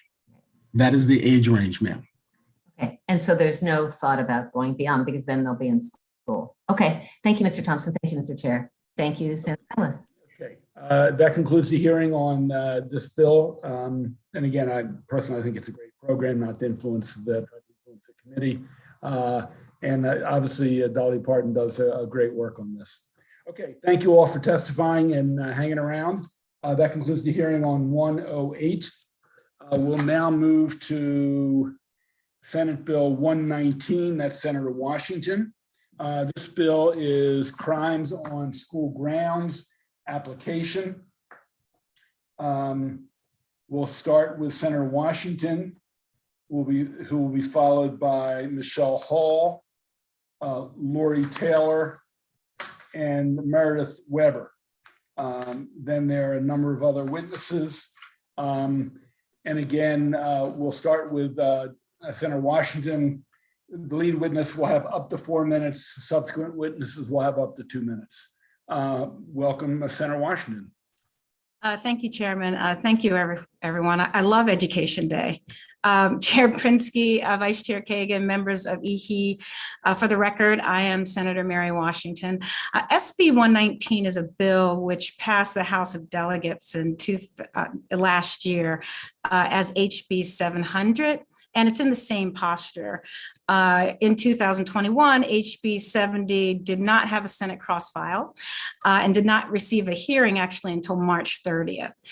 SB 119 would amend a section of Maryland's Education Code, section 26-101, that allows students to be charged with a misdemeanor crime if they are willfully disturb or otherwise willfully prevent the orderly conduct of the activities, administration, or classes of any institution of elementary, secondary, or higher education. SB 119 would exclude students from being prosecuted under this provision. Now, colleagues, I am an educator. I've taught in elementary school. I've taught in college. I do that now. I've had children educated in public education. I have siblings and who teach in public education. I am absolutely committed to the safety of our students, of our educator, and our staff. And I am not naive about the challenges we face in achieving that goal. Now, when I was elected senator in 2018, it was my hope to serve on EHE. However, as they say, sometimes you don't get what you want, but you get what you need. I had the honor to serve on judicial proceedings along with another member of our committee. And I believe that time was well spent, and it's really helpful for the work in our committee. It's just some background. As a part of my service on that committee, for 2 years, I chaired the task force to study crime classifications and penalties. It was a bill sponsored by Senator Huff. So it had a bipartisan intent. Unfortunately, due to the early ending of the 2020 session, the bill to reauthorize the task force didn't pass because we had so much to do. But there are two charges that I think are relevant here. One was the study of the history and legislative intent of the classification of criminal and civil violations throughout Maryland Code. And also that we should consider any constitutional implications and collateral or unintended consequences that would arise from the result of that classification. We also reviewed all the penalties that are associated with all the criminal and civil violations throughout Maryland Code. And then we made some recommendations. So it's in this context that I offer this. Most significantly, Section 20-101 has its roots in the first statewide public education law that was enacted in 1865. That law provided that any person who shall willfully disturb, interrupt, or disquiet any district school in session or any persons assembled, will have to pay a fine of $20, right, back then, or they would be committed to jail for up to 30 days. So again, 1865. Now for about 100 years, this provision has been amended and recodified from time to time. But essentially, its history is really grounded in sit-ins and protests and acts of civil disobedience as our state of Maryland moved towards a more equitable delivery of education. It was strengthened in 1957, just 3 years following a 1954 Board of Education decision by the U.S. Supreme Court, and 2 years following the 1955 Morgan State University College Synod at Reed's Drugstore at Howard and Lexington Avenues. And also it followed 2 years following the 1955 desegregation of public schools in Maryland. So then there was like a 1969 amendment that made it unlawful for any person or organization or group to disturb any public school in session or to interfere in any manner with the normal operation of a public school. And then in 1970, the criminal provisions were strengthened even more. And it was largely as a result of the recent organized protests on college campuses, and also that was happening on some secondary public schools. So with the enactment of that law, as it is now, however, even though there are parallel provisions in the criminal law prohibiting some of the activities or making criminal certain contact, making it criminal to conduct behavior that disrupted public schools and colleges. Another interesting sort of fact was that when the bill was presented to the governor for his signature, and I think this is really telling here, and you'll hear this in some of the other testimony of how it operates now, the bill was presented to the governor and its sponsor noted, I quote, "It would give police a handy weapon with which to end these disturbances, disorders, and riots."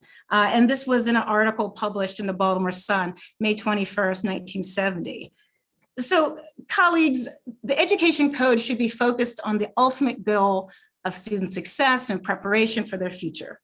The criminal charges in 26-101 run counter to that goal, and they just don't belong in the education code. At best, this provision is ambiguous and vague, and too many of our young people get caught up in it. In fact, in 2003, a Court of Appeals Judge Wilner had this to say about the overbroad use of the provision.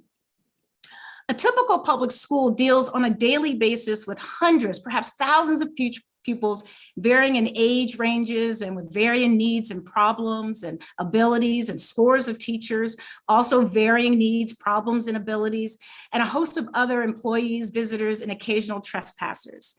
The orderly conduct of the activities and administration or classes takes into account and includes within its conduct circumstances that may momentarily divert attention from planned classroom activity, or that may require some intervention by a school official. Disruptions of one kind or another no doubt occur every day in schools, most of which we assume, and that this is key here, he says, in his opinion, are routinely dealt with in the school setting by principals, assistant principals, pupil personnel workers, guidance counselors, school psychologists, and others as part of their jobs and as an aspect of school administration. The revisions proposed in SB 119 in no way takes away the ability of school officials to deal with real criminal offenses. Any conduct that rises to the level of criminal activity, such as threats, assault, firearms offense, theft, trespassing, can still be charged under our existing criminal code.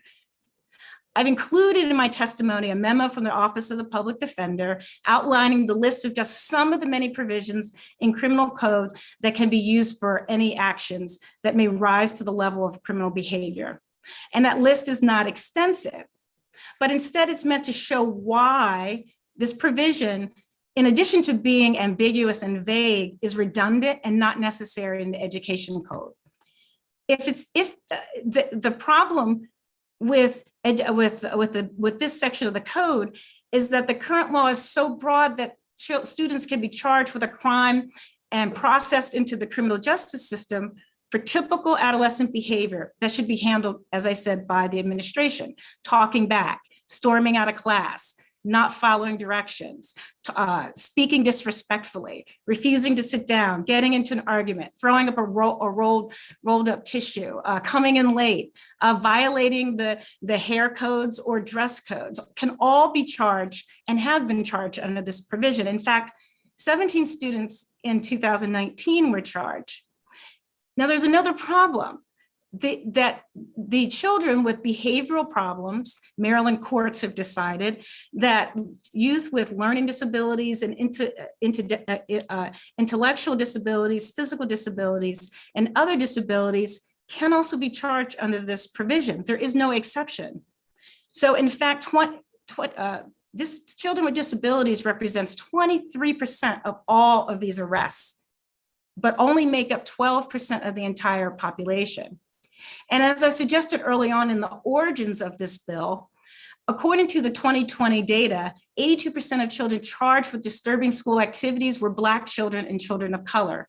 Because of implicit bias, people often perceive the behavior of Black children as more threatening compared to the same behavior conducted by their white students, Study after study shows that there are clearly disparities in the application of this law in terms of its impact on students with disabilities, African-American students, and other students of color. Please note that the Latino Caucus has voted to endorse this bill and that the Legislative Black Caucus has made it one of its legislative priorities. So colleagues, the Education Code should be focused on the ultimate goal of student success and preparation for their future and supporting their health and wellness. Supporters of SB 119 argue in part that the troubling political and legislative history, the vague and ambiguous language, the excessive penalties, the disparate application based on disability and racial status suggests that Education Law 26-104 runs counter to that goal. Colleagues, I ask for your favorable report of SB 119 that makes needed revisions to this deeply problematic part of Maryland Code. Thank you. Thank you, Senator Washington. We'll move on to Michelle Hall from the Public Defender's Office. Thank you, Chair Pinsky, and good afternoon, everyone. Michelle Hall from the Office of the Public Defender. I'm an assistant public defender, and I'm here today to testify strongly in support of SB 119, which ensures that students are no longer prosecuted under our incredibly vague and incredibly subjective disturbing or disrupting school operations law. A key part of adolescence is making mistakes, testing boundaries, and learning to negotiate the world. And this most often happens in schools where children spend the majority of their time. I love that Senator Washington quoted that part of In Re Jason W., which I also planned to quote in my testimony as well, that a typical public school deals on a daily basis with hundreds or perhaps thousands of pupils with varying age ranges and needs and problems, and that disruptions of one kind or another are part of the aspect of school administration. I would also point out another warning that was in the legislative history, and this is also captured in that case. During the debate in the Judiciary Committee of the House of Delegates, a fear was raised that if read literally, the act could be applied to a kindergarten pupil throwing a temper tantrum. And the way that we have seen this law applied today certainly tracks that as well. Kids are routinely prosecuted for the type of disruption that the court warned against in Re Jason W. under the current iteration of Maryland Education Code 26101. In my written testimony, I have extensive examples from both written opinions as well as anecdotes from my colleagues about the types of things that young people are prosecuted for, but I would highlight a few examples in particular. First, Koyosha D, a 14-year-old boy with a special education plan for an emotional disability, who was prosecuted for disrupting school activities for walking out of class without permission. Koyosha was pepper sprayed and handcuffed by the school police officer and prosecuted for this behavior, which I think even more disturbingly was identified as part of his disability in his IEP. In Baltimore County, we've had fourth graders prosecuted under this law for taking a cupcake from a girl's tray that was given to the class but wasn't given to that one student. In Anne Arundel County, a child has been prosecuted under this law for tossing a water bottle at a trash can and accidentally hitting a teacher. Not only is this charge how some of the youngest children enter the school to prison pipeline, but as Senator Washington highlighted, Black students and students with disabilities are disproportionately arrested and prosecuted for disrupting school activities. There in fiscal year 2019, there were actually 1,700 referrals for this offense to the Department of Juvenile Services and 1,200 in fiscal year 2020. And again, that 82% of the referrals were for youth of color. I'll also note that this statute is really disproportionately applied geographically. And again, some of this data is included in my written testimony. So though children on the Eastern Shore make up only 7% of our total youth population ages 11 through 17, they are 27% of all the referrals to DJS for disturbing school operations. and Wicomico County in and of itself makes up about 11% of all of the statewide referrals. Finally, when a young person commits a crime at school, such as possession of a firearm or a sexual offense, they can and are charged under the appropriate criminal statute, and we've outlined some of those as well. This bill does not impact that. Instead, this bill protects students from being prosecuted under this vague catch-all statute for things like cursing in the hallway or exhibiting behaviors that are part of their disability. We can and should support students through these instances through a school's own behavioral management system and not prosecution. I urge this committee to support the positive development of all young people by supporting this bill and ending the arrest, thank you, and prosecution of kids for being kids. Thank you. Look forward to questions. Ms. Taylor. Yes, thank you. Thank you, everyone. My name is Lori Taylor. I am testifying today in support of this bill on behalf of my daughter. When my daughter was, I'm trying not to get emotional, when my daughter was in her first year of middle school and just 11 years old, a substitute teacher asked her to get out of her seat and go to another assigned seat. This might seem like a simple request, but my daughter has suffered from anxiety for years, and the school had a documented Section 504 plan indicating that if she's called out in front of others, she often will shut down. My daughter said nothing. She simply froze. The substitute teacher called for administration to come into the classroom and ask her again. When she still didn't move or say a word, he asked the other kids to leave the room, and he called the assistant principal. It seemed that the assistant principal couldn't find or think of any other manner to handle the situation, so she called 911, stating that a student was disrupting school activities. When 3 police officers arrived, my daughter had complied, and she was walking into the office. One of the officers asked her why she wasn't listening. She simply shrugged her shoulders and said, "I don't know." She was told to stand up, put her hands behind her back. She was put in handcuffs, and she was taken to jail, the Western District. I was working in Virginia that day, so it took me 3 hours to get her while she was in a holding cell. Not only was this situation traumatizing for my daughter and myself, but it was confusing to me as a mother. When I questioned the school, they said they had no idea that the police would be arresting her. When I questioned the arresting officer, he told me that when a school calls with this type of report, that they are required to arrest a child. When there are no signs of violence or threatening language used by a student, why is the student's behavior criminalized? Why was my daughter arrested and needlessly injected into the school to prison pipeline for disability-related behavior and for typical adolescent noncompliance? My daughter will live with this trauma for the rest of her life because the school wrongly decided that involving the police was their best option, and the police were then able to use the charge of disturbing school activities to criminalize an 11-year-old child's behavior. It's time to stop allowing children to be charged with disturbing school activities. It's clear from my daughter's situation that it was not needed and can and will cause lifelong damage. I strongly support the bill and really thank you for your time. Thank you, Ms. Taylor. Is it Dr. Webster? Yes, Dr. Webster. Okay, thank you. My name is Meredith Weber. I'm a licensed psychologist and a certified school psychologist here to speak in support of this bill. Written testimony has also been provided for this by my colleagues at the Maryland School Psychologist Association. The reason that school psychologists and other mental health professionals so strongly support this bill is because we think it can not only help to disrupt what is known as the school to prison pipeline, but help ensure that our students and our youth have access to the types of supports that they need and benefit from. We know that what we didn't know in 1865 was that the human brain doesn't reach full maturity until our mid-20s, and that the adolescent and pre-adolescent brains are notorious for immature decision-making, bad planning, and judgment. We also see when you have youth of color and youth with disabilities disproportionately targeted for discipline, as was just described, this often happens when there's subjective guidelines around behavior and discipline. So willfully disturb is the kind of subjective language that we really need to try to eliminate. We know that what does work for students is when they feel supported at school and when they can learn new skills to help get their needs met in more adaptive and appropriate ways. There are many ways we can do that while keeping students healthy and safe and in school. Evidence-based programs like positive behavior intervention supports or PBIS, restorative practices. These are programs that schools around the country are trying to implement because we know that they're successful. not only for youth exposed to trauma or who are struggling, but they really are a collection of practices that are evidence-based and help support all students. Finally, I would also really like to thank the committee for hearing this now at a time when I think, as we've acknowledged, our youth really need it. 2 months ago in December, the US Surgeon General released an advisory around what was called the youth mental health crisis, citing, among other things, rising suicide rates in youth. The recommendations included access to strong, quality, culturally competent supports in the community and at school. We can do that. Arresting students doesn't do anything to help them. So thank you so much for your time.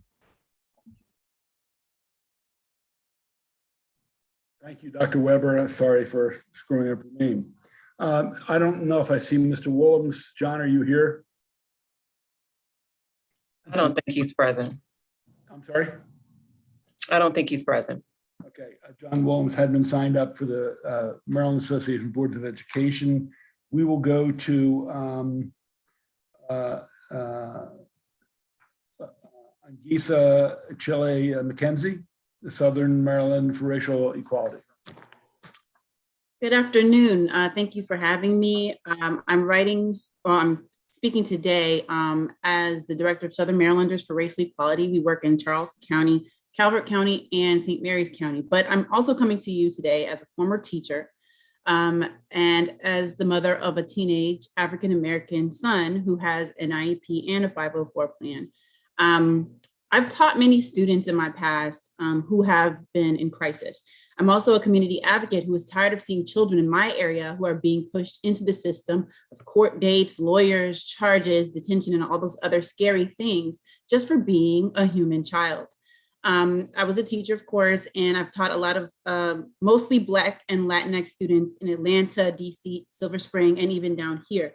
And I've seen several students who've come to school bearing trauma. Some of these things that they have been through are things that adults, we could hardly bear ourselves. Especially in the pandemic, as Dr. Weber stated, we really do need to find another way to address these behaviors through mental health as opposed to arrest. Students come in cranky, they have responsibilities to take care of their siblings. I've had to overlook outbursts because I know that that student might have been experiencing some sort of abuse or they're being bullied, especially because we also know that online bullying carries over into the school day often. Developmentally, as you've heard, young people have outbursts. Young people will be disruptive. Young people need to have other interventions that we as professionals need to address. So my own son actually has had lots of these extra interventions given to him, mostly because I fought for them. And there are a lot of parents who don't even know that their children can be arrested for a misdemeanor for some of the things that they do. And imagine their shock when their children have been arrested. And my heart goes out to the parent that spoke earlier. Because my son has had outbursts in school. And I don't know how I would have reacted had they arrested him, but I had to go and be proactive and say, hey, this happens. So how are we going to address it when it happens? And they ended up giving him. You're gonna have to start to wrap up. We're having a little problem with the clock, but you had 2 minutes. So take your last couple sentences, please. Got you. So especially for my area where we're at about 90% arrests of African-American students, we need to make this one of our most equitable practices in the state of Maryland by passing this law. Thank you very much. Thank you. Ms. Chirayil from the Public Justice Center, please. Yes, thank you. I'll come back to you after this speaker. Thank you. Continue.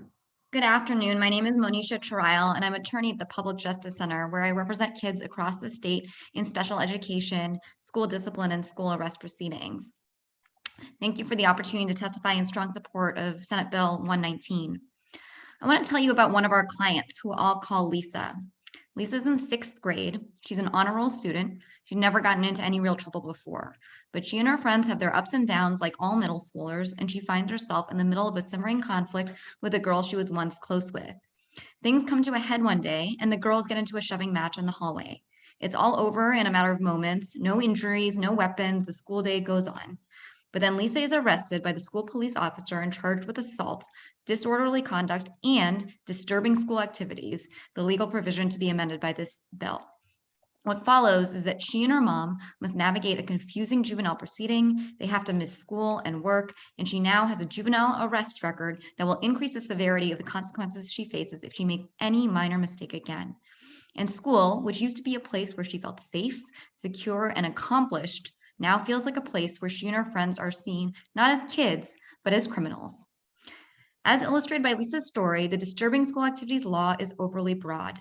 It is duplicative of other statutory offenses like disorderly conduct, and it also targets students, pushing them out of school and into the criminal system for childhood mistakes. The law also criminalizes a wide range of undefined behaviors, many of which are based on the subjective interpretations of school officials and school police officers. Certain words, a particular tone of voice, seemingly negative attitude, any of it, all of it can be interpreted as willful disturbance. Subjectively defined offenses like this are highly vulnerable to the impacts of implicit bias. In the 2018-19 school year, the last full year of in-person instruction for which we have data, there were 285 arrests in Maryland schools for disruption and disrespect. Finish up, please. Your time is up, ma'am. The third most common area for arrest. Thank you. Thank you. Thank you for your support, or Mr. for the opportunity Willems. to speak. Thank you. Our pleasure. Mr. Willems. Mr. Chairman, members of the committee, John Willems, representing the Maryland Association of Boards of Education, pleased to be here today to testify in support of Senate Bill 119. We've supported this bill on the House side last year with amendments to clarify that provisions would be retained in statute regarding the behavior of other persons, non-students, coming onto school property and disrupting the education environment, but clearly to remove from statute the provisions as they relate to student behavior. Student behavior rising to the level of assault and other criminal activity can be charged under other appropriate sections of the criminal law article, but we agree with Delegate Ruth and Senator Washington in bringing this to our attention that this criminal law provision is not appropriate for the education article and not appropriate as a tool to be used regarding student disruptive behavior. And we've been working as recently as yesterday in the House Education Subcommittee with regard to some amendments sought by other school systems and look forward to working with the committee in support of passing this bill. Thank you. Thank you. Sam Ritz from MSPA, please. Hi, thank you, Mr. Chair and members of the committee. My name is Sam Ritz, and I'm a certified school psychologist in the Anne Arundel County school system. School psychologists support students in their ability to learn by applying expertise in education, learning, mental health, and behavior. I am here to ask for a favorable report on SB 119. As a school behavioral health provider, I have seen firsthand that disruptive behavior from students is often the result of mental or emotional distress facilitated by overall biopsychosocial factors, specifically home and school environment. Rarely do students engage in behavior that is not an unconscious attempt to communicate a deeper need. In my 7 years of practice as a school psychologist, I have personally witnessed the changing understanding of behavior modification and impact of trauma through continued education. Do you know that our executive functioning skills and frontal lobes are continuing to grow well into our late 20s? And do you know that the part of the brain responsible for decision-making is quite underdeveloped in adolescents, especially in neurodivergent and traumatized individuals? How can we hold students to the same standards we hold adults, knowing the science and psychology of child and adolescent development? Our current system responds to these students with arrests instead of seeking to address underlying mental health and environmental issues, and disproportionately affects students of color, contributing to a systemically racist system. This bill will help move our state toward more restorative practices. School psychologists are ready to help students address the underlying issues that lead to disruption in schools. To paraphrase and adapt a quote from Utopia by Sir Thomas More, if you prolong a system that leads to a lifelong experience of distress, which then contributes to the development of behaviors considered unacceptable to society, but do nothing to address those systemic issues and barriers that cause them, what is to be concluded from this but that you first make criminals, then punish them? Thank you again for allowing me to testify, and I ask for a favorable report.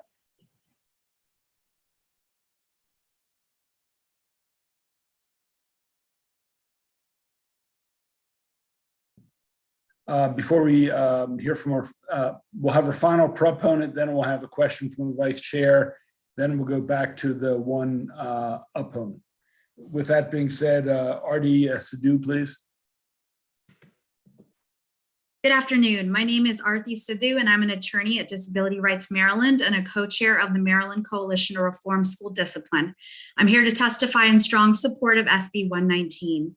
Section 26101 is overly broad because of its criminalization of a wide range of student behaviors, including willful disturbance of schools.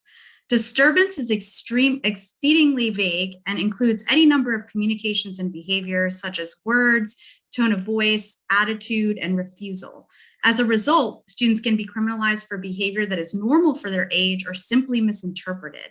The notion of a threat is another thing that's criminalized by this section, and what constitutes a threat is often based on subjective perceptions of school officials and SROs. These individuals' perceptions may be clouded by biases attached to race, gender, intersectionality, and/or disability. Section 26101 is dangerous for students with disabilities, and particularly for disabilities that cannot be seen, such as learning or other mental or emotional disabilities. A school official or SRO is even more likely to criminalize these students for behaviors that are a direct result of their disability. We have represented countless students where this has been the case, and these students have been charged, arrested, and criminalized. In October of 2021, a United States District Court for South Carolina held that a similar law was unconstitutionally vague as applied to elementary and secondary school students. And that law did result in the disproportionate number of students of color and students with disabilities that were charged. Finally, Section 26101 is unnecessary and duplicative of other crimes because all crimes in this section are already covered under existing Maryland code. Use of the statute distracts from the urgency of implementing alternatives to criminalization for these behaviors. These issues would be better addressed by recognizing bias, understanding youth development and behavior, and providing positive behavioral, social, and emotional support to students. Thank you for the opportunity to testify today. Thank you, Ms. Sidhu. Let's go to Vice Chair Kagan with a question. Thank you, Mr. Chair. Senator Washington, thank you for this bill and for this educational hearing. Thank to all the witnesses for sharing your stories. Ms. Taylor, I'm so sorry about your child. Ms. Hall, I think it was you who said, but it might have been Dr. Weber who said, sort of children being children. And I've been a substitute teacher. My first term in the House, I subbed, and kids can do dumb things, and that doesn't mean they should end up in handcuffs. Ms. Charial, I feel like you were about to give us some statistics, and I wonder if you could finish your sentence. I feel like there was one more thing you were going to tell us. There were this many cases, and I think you were going to talk about possible bias based on the ethnic breakdown. Do you have that? Sure, I do have that. Yes, thank you so much, Senator Kagan. What I was saying is that in 2018-19, the last year for which we have data from in-person schooling, there were 285 arrests in Maryland schools for disruption and disrespect, under this statute. And it was the third most common reason for school-based arrests. Over 50% of those students arrested for disruption were Black, even though Black students are only a third of the student population, with more Black girls being arrested for disruption than white boys, despite there being a significant disparity in how much of the student population overall they constitute. And this is consistent with academic data that tells us that the reason is not any difference across race and how children behave, but rather because of the impacts of implicit bias. Terms like threat and disruption, these types of subjectively defined and perceived terms are most frequently applied to the behavior of Black children. I think you answered her question. Thank you. Thank you. Thank you, Mr. Chair. Okay, we're going to go to the opposition. Mr. McAvoy. Thank you so much, committee, on this. I just heard, I'm going to go ad hoc. I heard so many of the proponents basically accuse those teachers and school employees and others who receive massive amounts of money through Kerwin. I hear that they're racist and they don't know how to do their job. You can have it one way or the other. They either know how to do the job or they shouldn't receive the Kerwin money. I'm going to start my testimony referring to the bill last year. As I testified in the bill last year, The House sponsor brought this up through the prism of her own cursing and acting up in school. I don't think it's what we want to graft into this bill. The sponsor in the Senate here says that the disruptions occur every day in the school routinely, and it was dealt with principals. She's going back to the 70s. And yes, we routinely had men to deal with that in the 70s. Think of your former colleague, Nate McFadden, who was a principal in Baltimore City. That's also before we routinely had 17-year-olds killing 17-year-olds, as happened in Dunbar the other year. Beating of teachers, we have 341 reports. That's not the total offenses, that's how many reports, basically one a day, and then some, and other misdemeanor crimes by students. But as the report from the local TV station, I just sent you the link 2 bills ago, for a decade, officials have been asking the city not to arrest or not to police the students. I went to a school over in Mondawmin, and there was a shooting like the week right after I went into that school. There was a dad's event there. Again, the problem is not just make this talking back and the threats or disruptive behaviors. These are maturing issues. This is how we inculcate proper behavior into our children for the next generation. Students thrive in steady, routine environments without disruptions. These issues, as I told this committee, primarily judiciary committees for a decade. If you want to talk disparate rates, look at disparate rates of fatherlessness that areas like City, where I live, PG County, Dorchester County, Thank you, lacking Mr. biological McAvoy. fathers in the home. Thank you. When the sponsor says of the disparities, I always remain at the assistance of this Thank committee. you, Mr. McAvoy. Thank you. Complete your sentence. Thank you. That's it. Thank you so much, Senator. Mr. Senate Chairman, I just would like to just say, just for the record, that again, I started this talking about this in the context of really looking at our Maryland law and making sure that our codes are doing what they're supposed to do. School fights or threatening can be charged under Maryland Criminal Code 3-203. If a student takes a student's backpack or headphones or homework or phone, they can be charged under Maryland Criminal Code -701 Right, for but this bill robbery. this includes If a other- student buys cigarettes or vaping products or distribution of tobaccos, I'm not responding to the, so I'm just saying to the committee. Distribution of whatever. tobacco can be charged under Maryland Code, underage drinking.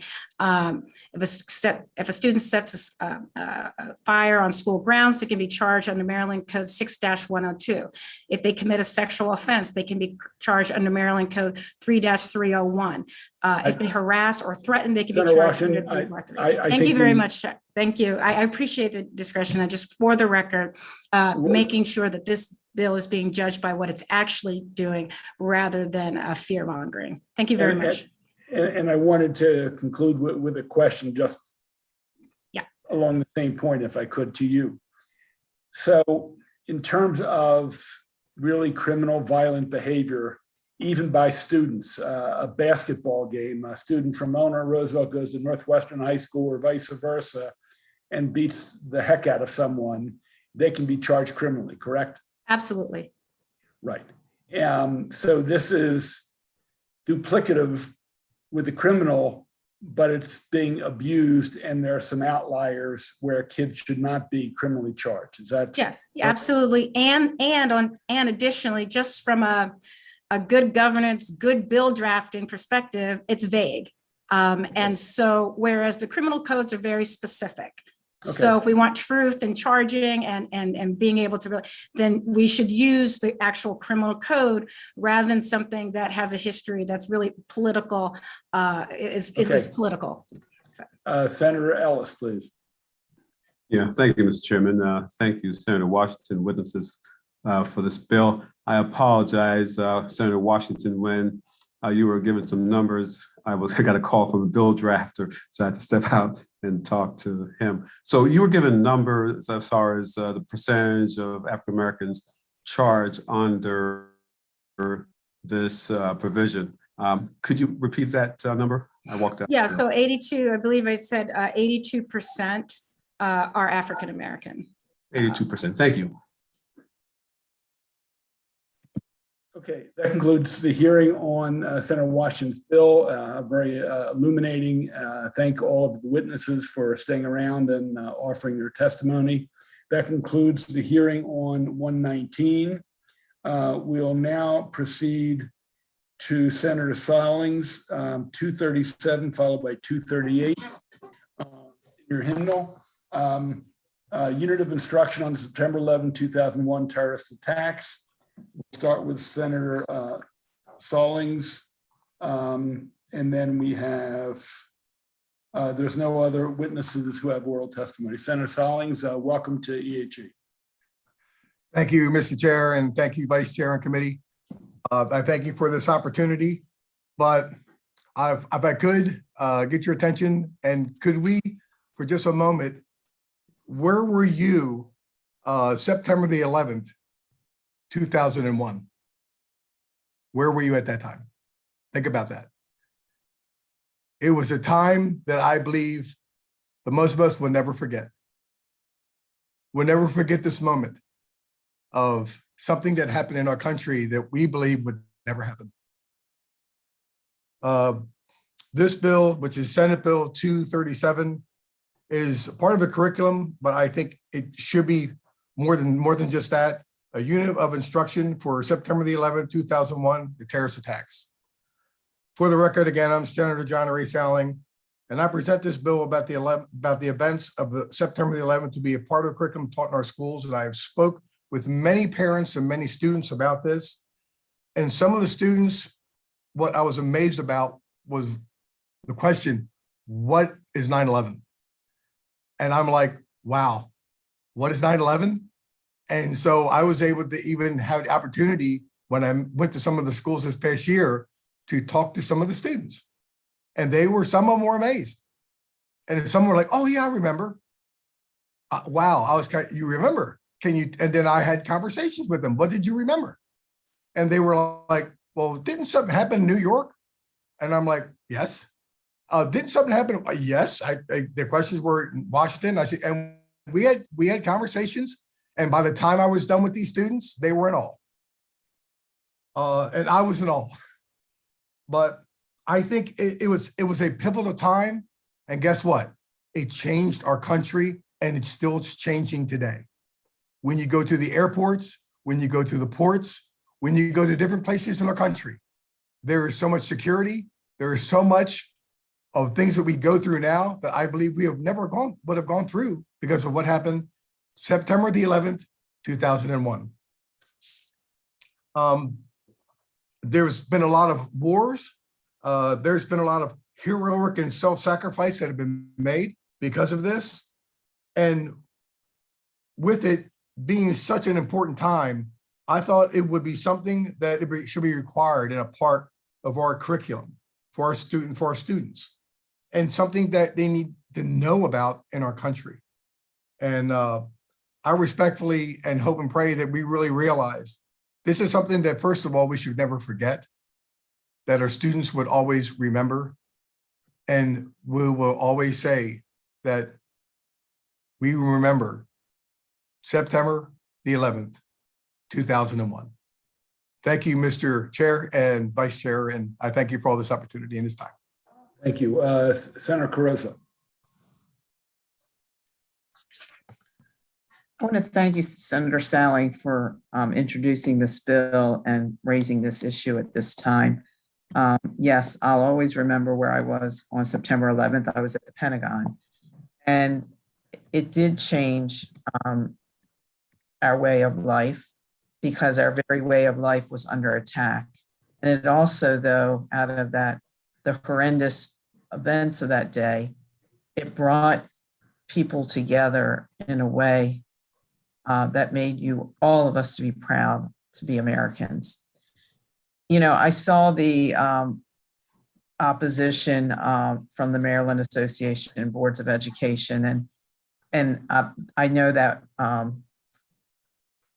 response was not unexpected, but you know, you look at this and think, is there a way to do this so it isn't a burden and cumbersome, some way that, you know, we would have some type of recognition? So when you go into the schools, or when I'm giving a tour of the Veterans Memorial at in Worcester County, and you're right, and you bring up September 11th, and they're, they don't know. And so I want to thank you for bringing up this bill. I, would ask those who took, a strong position of opposition to think maybe there's a way to do this, though it's not a cumbersome requirement. Sometimes I think instead of helping us get to yes, we sometimes draw that bureaucratic line of no. So again, I thank you, Senator Salling, for bringing the bill, and I would ask those who are opposing it to look for ways to see how we might be able to work something out. Thank you. Thank you very much. I don't want a whole day. If I could, Mr. Chair, I don't want a whole day. If they could give an hour, because they're usually in school at 9/11. So if an hour at a time, just 1 hour out of the whole year, I think would be good. Thank you, Mr. Chair. Thank you very much. Senator. Thank you. Senator Frey-Hester. Thank you, Mr. Chair. I had two questions, and thank you to the bill sponsor for bringing this forward. The first is, do we have any idea how many of our schools are teaching about 9/11? And the second question is, do we have a state process for updating? And historical things are happening every day. Do we at any point, every 5 years, every 10 years, do we update our curriculum? I would love to know that myself. I think there might be some of our schools teaching this. I believe all of them aren't going to teach it. I think, and I'm not saying aren't, they're not. I wish they would. I think it's a great education piece because of all centers in our country. It happened in different states. It happened on the East Coast. It happened close to us in DC. I think it's important that Maryland, if they could talk about this. I went to New York and saw the site up there firsthand. And I think this is a great education piece for our kids and for those to come and be a part of the education base in Maryland. So, but I think it's something to look into. I think it really is. Thank you. Thank you. Okay, that completes the hearing on that bill. We're going to go to Senator Salling's second bill, 238, crossing guards, hiring and budget allocation. Senator Sallings, please. Thank you, Mr. Chair, again, and Vice Chair. For the record, again, I'm Senator Johnny Ray Salling. The Senate Bill 238, public schools, crossing guards, hiring and budget allocation. As you know, the schools, kids live close around the school, and those that do aren't picked up by buses. They have to walk to school. And most of the time, if not all the time, if I'm not mistaken, they have to have in areas where you have a lot of traffic crossing guards. And right now, I believe, and I found out the burden is with our police departments, that are our local police departments, but our schools are responsible too, to making sure we have crossing guards and intersections in areas that are very high traffic areas and our students going to school. So I do not, and this bill is not to have the burden on our police officers. This is a bill to have less burden on our police officers and more responsibility on our schools, and I'll tell you why. We need more volunteers. Talking to some of the guards and people that have been guards, most of them are seniors. And we need more people to help out in this endeavor. And I know there are 2 hours in the morning and 2 hours in the afternoon that they work. So I'm thinking that there's some way where we can allocate, whether it's local or state, to help this problem that we have with crossing guards. Again, I would like to see our schools work in ways that we can help this out. And I think, and I believe the last resort, and it would be the police officer, and I'll tell you why. When I talked to our police officers, they've told me that this takes them away from their responsibility, which they don't mind being the crossing guard, but their responsibility doing their other work that they need to do in their respected areas that they work in their communities. So I would like for them to continue to work in their community. I would love to see us having the opportunity, working with our schools, our local schools, getting crossing guards. And it's a problem. Again, they don't have enough, but if we can, and I'm willing to work with this in a study if we have to for an amendment. But I think it's a problem that we have. And I think if we don't look into this possibly and help this problem that we don't have enough of guards, I think we'll continue to see the problems that we already know in places we don't have places of restaurants for employment. I think it's to continue to grow. So I'm hoping in time that we can get the adequate number of guards in our counties and our states, and we can work with them. And I hope we can pass this bill, Senate Bill 236. And I thank you for this opportunity, Mr. Chair, and I'll take any questions. Thank you very much. Thank you, Senator Sallings. There are no witnesses. That concludes the hearing on this piece of legislation. Thank you for joining us in EHE. Senator Ellis, a very brief question. Yeah, thank you so much. Thank you, Senator Sallings, for this bill. You know, it's very important. We have school districts in the state. The kids are walking to school. They don't have sidewalks. They don't have crossing guard. It snows and they're walking in the street. And we have to find a way. Do you think fiscal note-wise, I wasn't able to look and listen to you at the same time. Could we afford it in Maryland? I know the burden would be on the local counties and city. I saw that already. I would, the only way that I think we can put something out there is give another hour each day to help that out, to bring them back. But I think if the state could help out in that endeavor for one more hour to help out the county, because they're already going to be paying them already, those 4 hours a day. But if the state can give one more hour, and it's not a lot, I don't think it is, and help out our crossing guards in each community, I think it would make a difference. Thank you.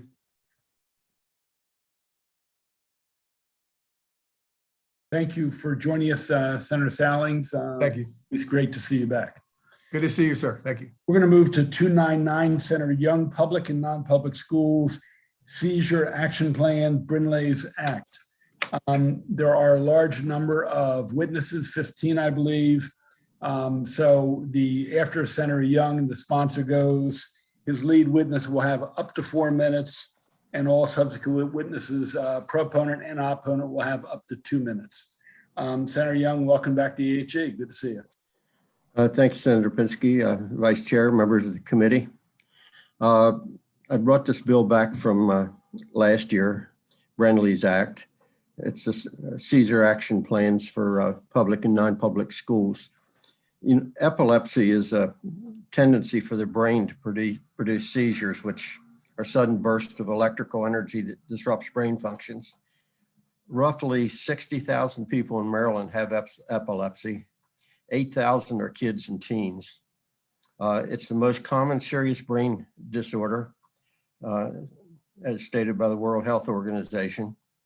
They estimate that 3 to 4 million Americans are affected by epilepsy, or roughly 1 in every 26 people. 12 states and the District of Columbia have passed similar bills to the one that we have here today. What we're looking for is to require that in each public school that there be 2 school personnel approved by the school nurse, and she would be one of the 2 that would recognize the signs and symptoms of a seizure and know the appropriate steps for administering first aid for the seizure. It would be administering a seizure rescue medication and manual vagus nerve stimulation. The training to do this takes about 2.5 hours for those 2 people. It's a relatively simple thing to do. It doesn't require a medical degree. You know, there's some concerns about someone without more training giving it, but the danger of not doing it is far greater than administering it. So having someone there that knows how to react right away is very, very important. We are asking that all the school staff have training to recognize a seizure. This would take less than an hour. Can be done by video, can be done by someone doing it in person, or it could be done digitally, but it would take approximately 50 minutes every 2 years. It doesn't affect the independent educational plan or any 504 plan requirements. The Epilepsy Foundation of America and other interested stakeholders can be consulted in developing seizure disorder guidelines and training, but the training has already been developed by the Epilepsy Foundation, and it's free. And as I said, can be completed in less than 1 hour. So this has been adopted by 12 other states, as I said, and the District of Columbia. It's a very emotional thing. It's a very important thing. If seizures aren't treated immediately, it could cost a life. It could cause damage. It could shorten a life. It's something that needs to be recognized and handled right away. And it doesn't require, as I said, a whole lot of training to recognize it, and not a lot of training to know what to do to react. So it would be a shame to have our kids having these fits in schools, or epilepsy problems, and having, I saw someone have one once, and I stood there, I didn't know what to do. It was a crowd. Fortunately, there were about 2 people there that did know what to do, but you know, when I left there, I said, I ought to know what to do if it ever happens again. It's just very, very important. Have a lot of support for it this year. ARC of Maryland supports it. The Epilepsy Foundation supports it. The Maryland Developmental Disabilities Council supports it. The Disability Rights Maryland support it. Chesapeake chapter of the National Association of Pediatric Nurses and Practitioners. MABE is basically on board, as is MSEA. We still do have a few things to work out, and the group is meeting Friday to make sure that all the pieces that each of these groups need fit together. But we feel that we're 95% there, and we'll be 100% there by Friday, and that it's not going to impose great difficulty on schools to do this, and the safety features of it outweigh that minor convenience 1,000 to 1.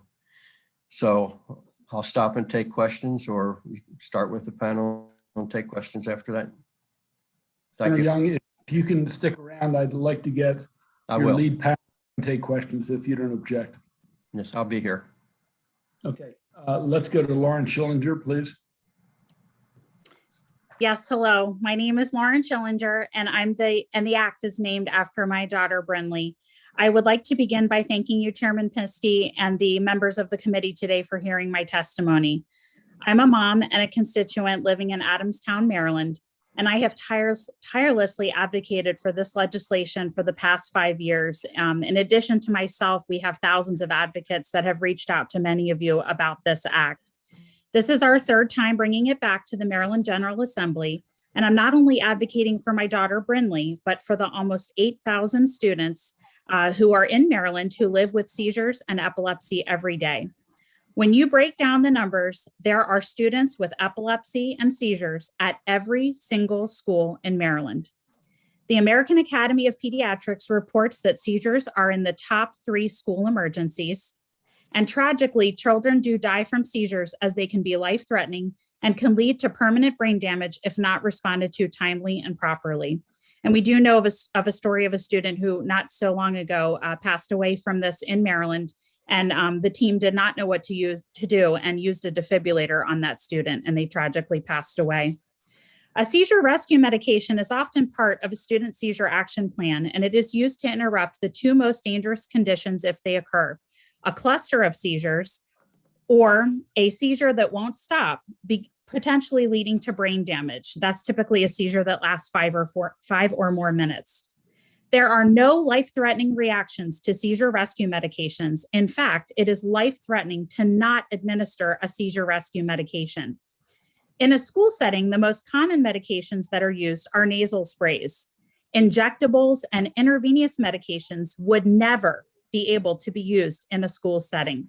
These types of medications are only used in a hospital setting. Administering a seizure rescue medication does not require medical training. And as Brinley's mom, I'm the one who's responsible for carrying around her seizure rescue medication and administering it when necessary when Brinley isn't at school. Since there's not a full-time school nurse at every Maryland school, the backup would be the health tech. In Maryland, there is only 1 school nurse per approximately 913 students. By passing Brinley's Act, Maryland would be protecting those students that are already diagnosed with epilepsy and seizures at school, but it would also be protecting those who experience their very first seizure while in school during any school setting. We want to be her voice since she is unable to be her own advocate. Passing this bill would ensure adequate training is provided and will make our schools seizure safe. I urge you to please support and vote yes for Senate Bill 299. It is our hope that Maryland will be the next state to train school personnel in seizure recognition and first aid. There are 12 states that have already passed this critical life-saving legislation, and we hope Maryland will be the next to do so. Please, I ask the committee to please review this and give us a favorable report and vote yes for 299. Thank you so much. Thank you, Ms. Schillinger. Let's go to Diana Bremen.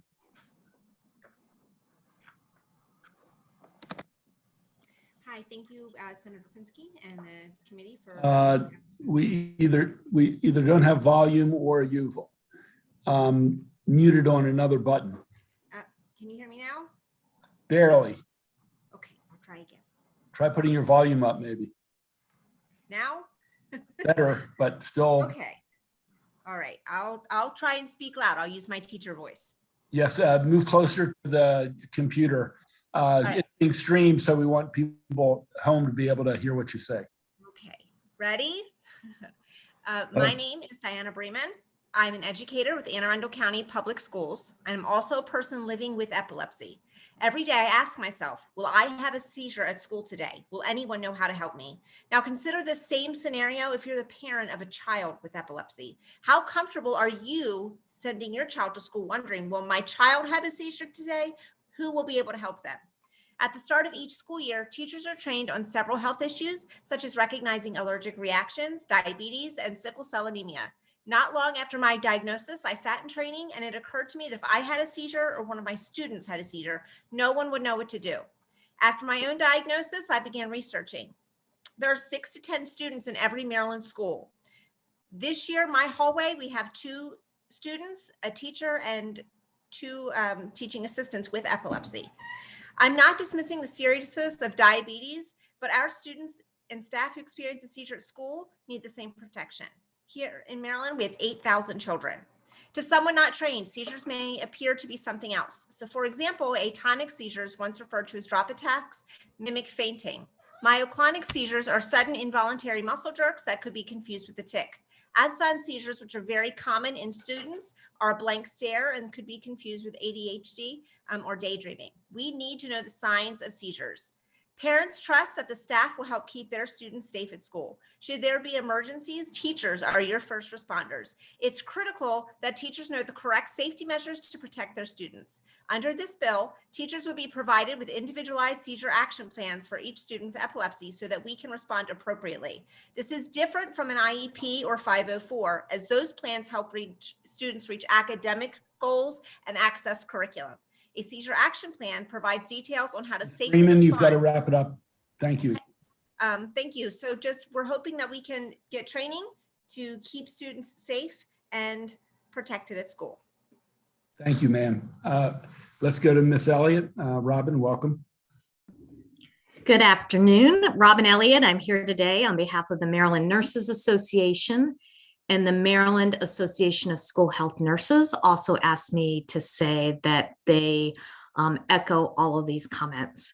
We're very much in strong support of this bill. One of the challenges with epilepsy seizures is that it can happen at any time to anyone. You don't know that it's going to happen until it's diagnosed. It can be triggered by an injury.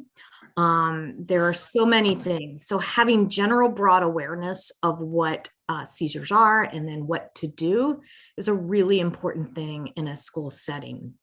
We also support this bill and we thank the sponsor and we so thank the advocates. This bill really builds upon the model of school nursing in order to ensure that everything that we do for students, whether that is the school nurse, the med tech, or the teacher in the room trying to help, is built upon that school nursing model so that we can make sure that students are safe and that we support all of the professionals in the schools trying to help these students. We ask for your favorable report and we stand ready to work with the committee. Thank you. Thank you, Ms. Elliott. Ms. Eyring or Earring, I'm not sure how you pronounce it. Thank you. It's Eyring. I'm Kira Eyring. I'm the Executive Director for the Epilepsy Foundation Maryland, and thank you for this opportunity to provide testimony on Senate Bill 299, Brinley's Act. We're very proud to support this legislation. There are nearly 60,000 people living with epilepsy across the state, including nearly 8,000 children. Children spend many hours in school, and it should be a safe environment for them. Students living with epilepsy often worry what may happen if they have a seizure at school. Members of the school community are first to respond in medical emergency situations. We believe that, I'm sorry, we believe they should be prepared in the event that a student experiences a seizure. The Epilepsy Foundation, in partnership with the CDC, offers free trainings geared towards school personnel and school nurses, either online or in person. Continuing education credits are offered for nurses and health education specialists. School personnel training, section C1 of the bill, takes 50 to 60 minutes. Upon completion, school personnel will receive a certificate of completion and be able to recognize and respond to a student having a seizure. They'd alert the school nurse or backup if a rescue medication was necessary, but would not be expected to administer medications. This training could be completed during professional development time or a time determined by the State Department of Education. Section B1 in the bill refers to training of 2 school personnel responsible for administering seizure rescue medications. This would be the school nurse, health tech, or a nurse-appointed backup. A school nurse would be the primary responsibility for administration of medication.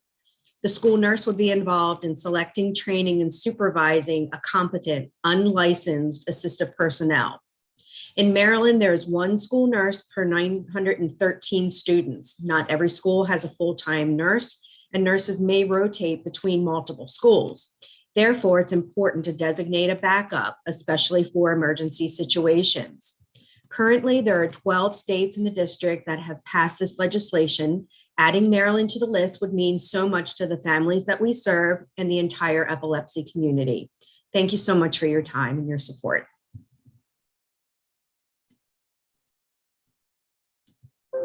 Thank you. Let's get a Courtney Frazier, please. Hi. Thank you, everybody, for letting me speak today. I am one of those people that has epilepsy. I was diagnosed when I was 15, back in 1999. Every day I went to school, in high school, I had to decide between taking the stairs or the elevator. To me, neither was a safe option, because if I had a seizure and fell down, like when I was on the stairs, I fell down, which did happen one day in 9th grade. But if I was on the elevator alone and had a seizure, what good was that? Because I couldn't press the help button or anything. So I had to make a decision no kid should ever have to make. And then my school was always under construction renovation for the first 3 years of my high school years. And the flashing lights on the fire alarm triggers seizures for me. So I had to decide, do I take the stairs with everybody else during those unplanned fire drills, or do I go to that special classroom in every school has that fire personnel would go to if there was a real fire? Once again, that didn't make me feel safe going to school no matter what I did. But I didn't have the option to stay home either. So I had to go to school and feel unsafe. And I got accused of faking a seizure in school. And no student should be accused of that. I would never do that. Nobody was trained at my school, and they would send me to the hospital every time I had one, even though my parents told them not to. And that's not fair either. So please support this bill, and let's change this for kids going forward in Maryland. Thank you. Thank you for sharing your personal life experience, Ms. Frazier. Thank you very much. Let's go to Lisa Wiederlight, please, followed by Sarah Bijit Bhutani. Hello, it's a pleasure for me to have this opportunity to provide my oral testimony. I have a son who's 21 who recently graduated from Baltimore County Public Schools. He was a student with autism from the time he was 5 and developed epilepsy in his teenage years. Because he had an IEP, we had a seizure plan embedded in his IEP program. And I always felt very lucky, strangely, because we had an IEP as it related to epilepsy, because we were able to have a seizure plan. But I would always think, how come everybody doesn't have a seizure plan? I have training in first aid and CPR and was a lifeguard and a water safety instructor. And I know that recognizing and responding to a seizure immediately is the most important thing, no matter if you have autism, epilepsy, or anything else and epilepsy. So I can say that thankfully, because we had the seizure plan, when my son did have seizures in school, they were handled appropriately more than once. And I was very grateful, more grateful than I can even express. As was stated before, if a seizure is not appropriately addressed within a certain amount of time, brain damage can occur. And there's no reason for that because the training actually is quite simple, but it's necessary. As we've also stated before, and I want to repeat what's been said, some seizures you can't really notice. Sometimes people don't shake and fall to the ground. Sometimes they could walk around with a partial complex seizure. Sometimes they could be playing a game with a complex partial seizure, but getting to that seizure and stopping it at 5 minutes is extremely important. So I just want to ask for favorable consideration for the students, for the families, and for the teachers who are there to care for our children as well. Thank you. Thank you, Ms. Wiederlight. Let's go to Ms. Bhutani, please. Thank you. Hi, I'm Sarah Bhutani. I live in Rockville, Maryland. I'm grateful for this opportunity to share my experiences as a woman living with epilepsy. I'm the proud mom of a 20-year-old daughter, Pri, who has lived with seizures for a decade. I'm also an educator with Montgomery County Public Schools.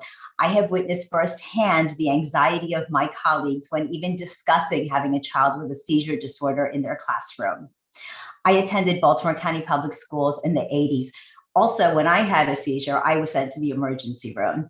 Today, as a mother and as an educator, it is disheartening to know that staff seizure first aid is still lacking. That's why I'm here to advocate on behalf of Brindley's Act. When my daughter Pri attended Montgomery County Public Schools, the most we could have expected was for only the immediate people working with her to be seizure first aid trained. So that left her vulnerable on the blacktop, in the cafeteria, on the stairwells, in the locker banks, and any after school activity where these adults were not present. So as parents, we never felt entirely confident about our daughter's safety when we put her on the school bus. Our family withdrew Pri from MCPS after freshman year to attend the Academy of Holy Cross. We chose a school setting where the staff was trained on seizure triggers and how to respond to a seizure. My daughter was saved thanks to the staff at her new school because they were prepared. They knew exactly how to respond when she had her first seizure at school. She was holding her tray, making her way through the tight rows of cafeteria tables. She fell on the ground and started convulsing. A few staff members arrived right away. They calmly instructed the other girls to give her space and to clear out. They knew to roll my daughter to her side. One staff member took her jacket off and placed it underneath my daughter's head to protect her from hurting herself. They waited for the seizure to pass and then they comforted her, calmly telling her, "You're okay. You just had a seizure. You're going to be fine." I think back to how Ms. Bhutani, you've got I think back to how that staff took care of Pri in such a relaxed way. And I hope that we know that our family was fortunate to have the option of private school. My humble request to you is to please support Brindley's Act so all children can be kept safe. Let's go to Andy Culp, followed by Christine Crone. Is Andy Culp here? He must not be present any longer.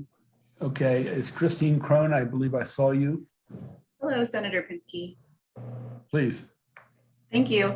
And good afternoon to members of the committee. My name is Christine Crone, and I'm here on behalf of the Maryland chapter of the American Academy of Pediatrics and the Epilepsy Foundation. The Maryland chapter of the American Academy of Pediatrics historically only weighs in on health mandates for school systems that are the most critical in nature. Seizures are among the top 3 most common medical emergencies at schools. Some of the signs and symptoms of seizures can range from mild to severe and vary depending on the type. Some signs include an abrupt loss of consciousness, drooling, convulsing, unresponsiveness, involuntary jerking of a body part, repetition of certain words, difficulty speaking, rapid eye blinking, among others. Our pediatricians are concerned about not only the student who is having the seizure receiving an appropriate intervention, but also the trauma other students and teachers experience witnessing someone having a seizure. Imagine a student watching their classmate who is having a seizure hit their head over and over again, and a teacher who is unsure of how to manage this medical emergency. Training and education on seizure signs and symptoms and administration of first aid is the best tools we have to address seizures that occur in a school setting.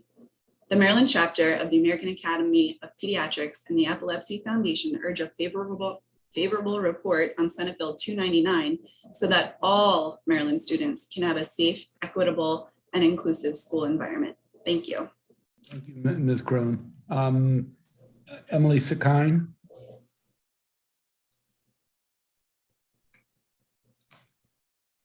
Seeing her not here, Mr. Willems.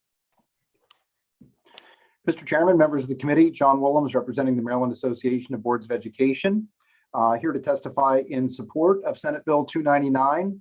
MABE's written testimony includes some specific amendments related to the discretion to authorize non-medical professionals to respond to seizure emergencies, particularly with regard to administering medication. We want to refer specifically to the presence of both the student's health plan and a seizure action plan. This reflects our experience with the diabetes student health plan response legislation that passed just a few years ago. We want reference to these policies related to the professional responsibilities of our school nurses and other staff being in accordance with the school system's policy and procedures. That clear reference to other school health professional addresses the issue already raised that in the absence of a school nurse, you have certified health technicians often in place in schools, and they need to be, I think, recognized explicitly in the law. And look, a number of issues have been raised that we want to be empathetic and sympathetic to relative to the lack of responsiveness to a student's health needs. I will say very much akin to our experience in working on the successful passage of the diabetes legislation, making explicit reference to the role of a 504 plan. I know the Epilepsy Foundation has model 504 plan language, and that process, while onerous, and I know that probably some folks in my arena are loath to buy into any kind of mandated expansion of who is eligible for a 504 plan, but that's the American with Disabilities Act health-related plan that school systems should have in place for students with epilepsy and other seizure disorders. It is fully intended to ensure that all staff having direct contact with the student are fully informed of the contents of that plan. It includes a lexicon of defined terms and the types of seizures that have been described today. It's just a very thorough process with which our school health professionals, our school nurses, our health techs, and school administrators are already familiar with. And so want to hold that up as a best practice that I feel could be added as a reference in the legislation, but is not included in MABE's testimony. So we urge a favorable report on the bill with the amendments that I've described and that are provided in MABE's testimony. Thank you. Thank you. Ronald Jarashow, are you with us? I don't see you on the screen. Yes, I'm here. Oh, I'm sorry. here. I apologize. Thank you. That's very good. My name is Ronald Jarashow. I'm testifying on behalf of the Maryland Association for Justice in support of this legislation with an amendment to Section G concerning immunities. I'm a former circuit court judge in Anne Arundel County. My wife ran a school for 20 years, and I think this is a great action plan from a school perspective. That's not why I'm here to testify. Normally, the MAJ opposes immunity bills, and we're not doing that in this case. And normally, because they are bad public policy, and they do actually permit negligent conduct and unsafe conduct, and then the person's protected. But when there's a public policy that supports the need for immunity, we work with legislation to try to get that immunity in place and to be acceptable. So, there are other laws that protect people in these situations. There's a Good Samaritan law that protects people when they act in good faith, et cetera. But so what we're asking for is an amendment that makes it clear to reverse the terminology a little bit, so that if somebody complies with the seizure action plan and in good faith and under the other provisions without gross negligence, then they're protected. Because otherwise they're not protected, because they may not be acting in accordance with the seizure action plan. And the way the phraseology is of Section G, they would have this blanket protection. So we're asking for that amendment and support the bill. It's a good bill to be in support of educators. Thank you very much. Thank you. I want to go back. Is Emily Seekine here? Okay, then we'll go to our final witness of support, Ms. Catherine Carter. I think it's the first time this year. Welcome back, Ms. Carter. Hi, guys. I'm Catherine Carter. I'm a vision and student behavior advocate, but I'm actually here as a parent. This is my daughter, Loria, who is here for any questions. I'm here favorable with the amendments. I believe not just the staff need to have this essential first aid training, but the students. And peers are usually going to be the first person to respond to these emergency situations, just like CPR. And unless taught in school, where else will these students get this type of first aid training? And I just found out that Florida actually had passed just a law last year where it requires children who are graduating to have not only CPR training, but first aid training. The reason why I'm here is because last week, my daughter had a classmate who had a first-time seizure at the playground. The staffer did not adequately, all she did was cover her with a coat. Her head was convulsing on the playground. And it took, according to my daughter, about 5 minutes for the children, sorry, all my children are coming home on the bus. It took 5 minutes for the nurse to get there. I just found out this morning that another child at the school had a seizure yesterday in first period. And then the child was very upset. He had a younger sibling who died from a seizure. And he was basically told by staff, he told his mom not to talk about what happened. My daughter says they're all talking about it at school. They're confused. They weren't sure what was happening and so forth. So we, at our church, we had a student who had a trach, and all of the staff and all of the teachers at our church and all of the kids, the youth, were trained on what to do in an emergency with the trach, but not only with the trach, but also with first aid. And that can be applicable for anyone. It could be applicable for Amy, the disabled child, the disabled person in our church. It could be for, they ended up adopting a younger brother and he also had a trach. So teaching first aid, which I understand teaching the kids was in the past language, I'm hoping that you guys will see the importance of adding it to the current CPR high school training. Thank you.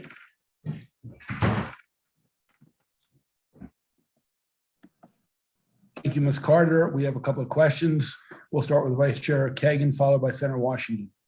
Thank you, Mr. Chair. This is a question for Christine Crone, since I assume you've got the most expertise. So Senator Young, thank you for your work on important issues. And I can't recall whether I shared this story in the past, but 10th grade, my 10th grade biology teacher on the first day of class said, "Hi, I have epilepsy, and here's what happens. And if I end up falling on the floor and bouncing around, and here's what you have to do, and don't be scared, and I'll be fine, and all that. And you know what? It happened once. It would happen later in the year, and we all knew, and we all felt like we had the confidence to deal with it. And so it wasn't scary, and he was fine, and he was a wonderful teacher. So my question for you, Ms. Crone, Senator Young indicated that this is an hour. I promise you that his conversation with us was 5 minutes, and that might be long.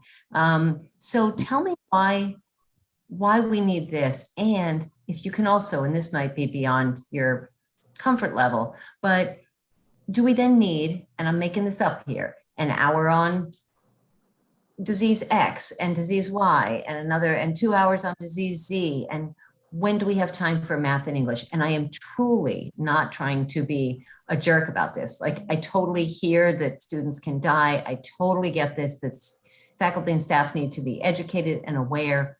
I'm just wondering where the lines are and what is critically needed to keep our kids safe without starting a slippery slope. Thank you for the question, Senator Kagan. The bill outlines 2 separate trainings. The 2 school personnel get a longer training that includes recognizing the signs and symptoms, administering first aid, and or assisting the student with administering their own medication. So that training is a bit longer. The second training that's mentioned is training for all school personnel that has direct contact with the child. And that is more basic, but still recognizing the signs and symptoms of a seizure and administering first aid. Your teacher probably did the brief condensed training, which is stay safe inside.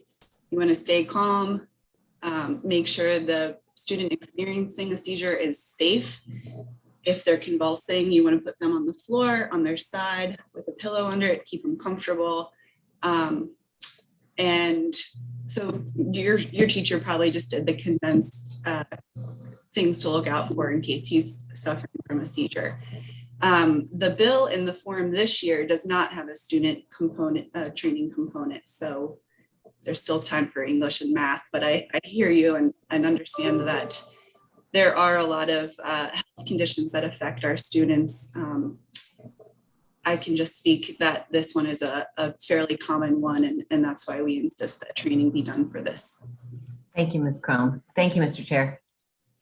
Thank you. And the policy implications we'll take up during voting session. Senator Washington.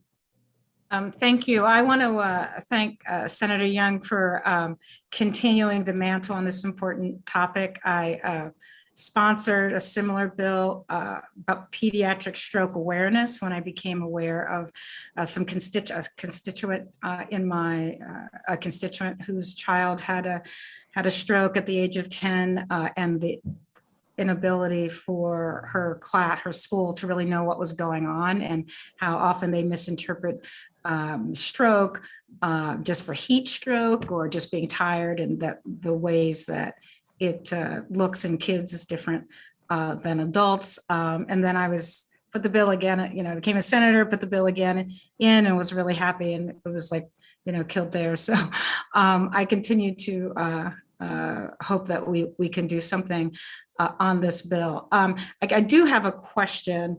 Are you distinguishing, and I'm sorry, I haven't looked at the bill closely, seizures and stroke, and is there a sort of a generic category that all of these could fit under? And I don't know if any of the other people who can testify can speak to that, particularly, I guess, in that point of a slippery slope.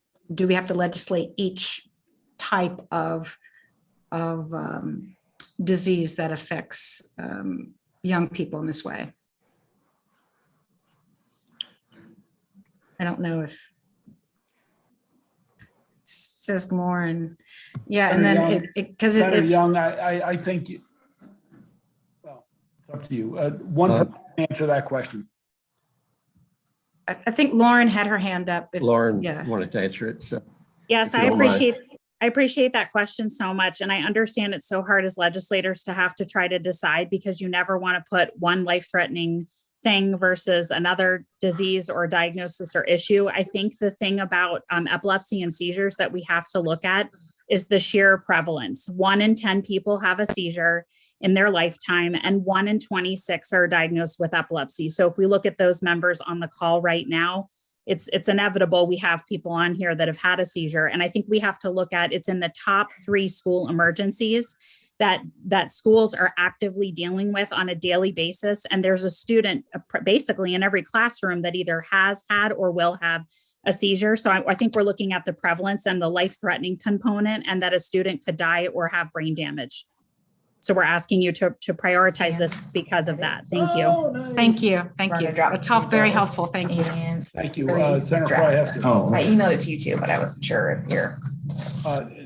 Everyone else, hopefully. Did we put this out for anybody to sign, co-sign? Hey, Senator Simon Ayer. Hopefully everyone else will mute their microphones, please. Thank you. Senator Fry.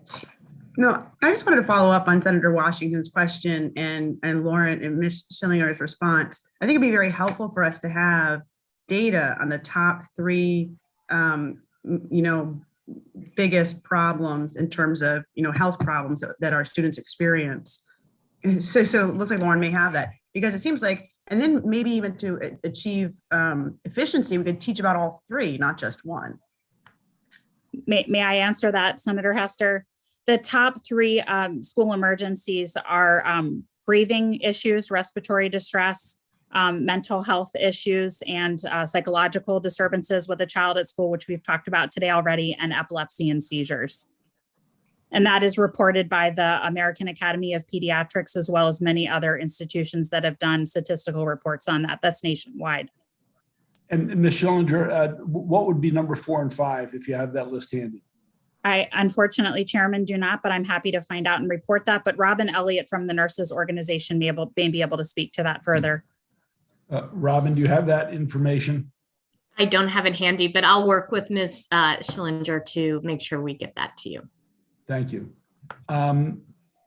We had called Ms. Emily Sikine, and she now has joined us. We will give her a brief moment to testify, even though we're at the end of this hearing. Please. Thank you so much. I sincerely apologize. I work on Capitol Hill myself and have been called in and out of meetings. I understand the pressures you all face. So truly appreciate your consideration. I'm a resident of Maryland. I live in Potomac with my family. I'm here to advocate on behalf of Brinley's Act. Our daughter, Naomi, suffers from epilepsy, as many of the parents here mentioned, started having very large seizures. And basically, when Naomi first started having seizures, I was in a position as a parent of a child who had just been diagnosed with this condition, didn't really know how to deal with it myself. I was put in a position having to teach my child's public school what to do if she were to have a seizure. And in addition to that, as we started trying to find medications to help control her seizures, she had a lot of side effects, anxiety, was leaving the classroom to go to the nurse and call me all of the time. And her school, I couldn't get that behavior to stop for whatever reason. And she ended up calling me probably 2 or 3 times a day and getting herself sent home from school. So at some point at the end of the year, my husband and I are looking at her grades. She's falling behind. She never truly had a seizure at school, but just could not get it together. We worked with the principal, their school administrator. She had a 504 plan. Anyways, we made the decision to pull her out of public school, put her in private school. Her private school was able to give her the support that she needed to be able to stay in the classroom, learn how to deal with her anxiety, and cope with, the discomfort she had from not feeling good from her meds. So she was able to catch back up academically. And my family and I just truly believe that Brinley's Act would at least provide some kind of education for schools so that people are aware. And so kids can have a physical and emotional, safe space. Thank you, Ms. Sikana. Thank you. Thank you so much for allowing me to testify. I apologize again. That concludes the hearing on Senator Young's bill on Brindley's Act. We'll now move to Senator Jackson. 234 Purple Star Schools Program Establishment. Senator Jackson will present, and he will be followed by Christopher Arnold, then Horace Franklin, and Michelle Boone. Senator. You're muted, Senator. Sorry about that. Good afternoon, Senator. Mr. Chairman, members of the committee, for the record, Senator Michael Jackson representing District 27, as well as in my capacity as chair of the Senate Veterans Caucus on behalf of Senate Bill 234. Senate Bill 234 is a straightforward piece of legislation that would simply create a recognition program through Maryland State Department of Education for public schools who cater to military-connected students and their families. Schools will be designated as Purple Star schools if they meet a few requirements in providing support services for students with family members who serve in the armed forces. They would need to designate a staff liaison tasked with identifying military-connected students and directing them to relevant programs and resources. They would need to create a web page with information relating to relocation, enrollment, registration, records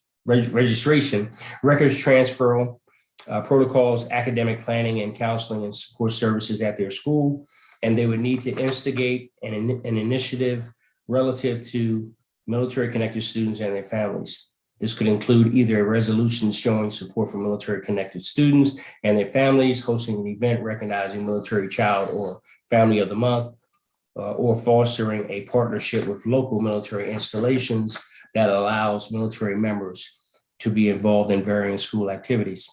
The aim of the legislation is two-pronged. The hope is that we would ease the adjustment of military-connected students, and secondly, foster an even better relationship between our local military installations and our communities. The legislation would come with minimal fiscal impact and create an invaluable benefit to families of those who serve our country. This program is not new. There are successful programs that are in place or in development in numerous states, including Virginia, Ohio, North Carolina, and South Carolina, Georgia, Indiana, Montana, Tennessee, and South Dakota. Because of the numerous military installations housed in Maryland, to include Joint Base Andrews, Fort Meade, Aberdeen Proving Ground, and Pax River, we're in a unique position to take advantage of this great idea. So with that, Mr. Chairman and members of the committee, I would ask you for a favorable committee report, and I'll stand for questions along with the panel. Thank you. Senator Jackson, if you can wait till we hear from proponents, then we'll take all the questions together. Yes, sir. Okay, I believe Mr. Arnold, you're up for number one. Good afternoon, EHE Chairman. On behalf of the Department of Defense, we thank you for considering this bill, which addresses the need to alleviate the challenges military-connected students face due to constant moves during their K through 12 years. My name is Christopher Arnold. You all know me. I'm the Northeast Region Liaison here at DoD.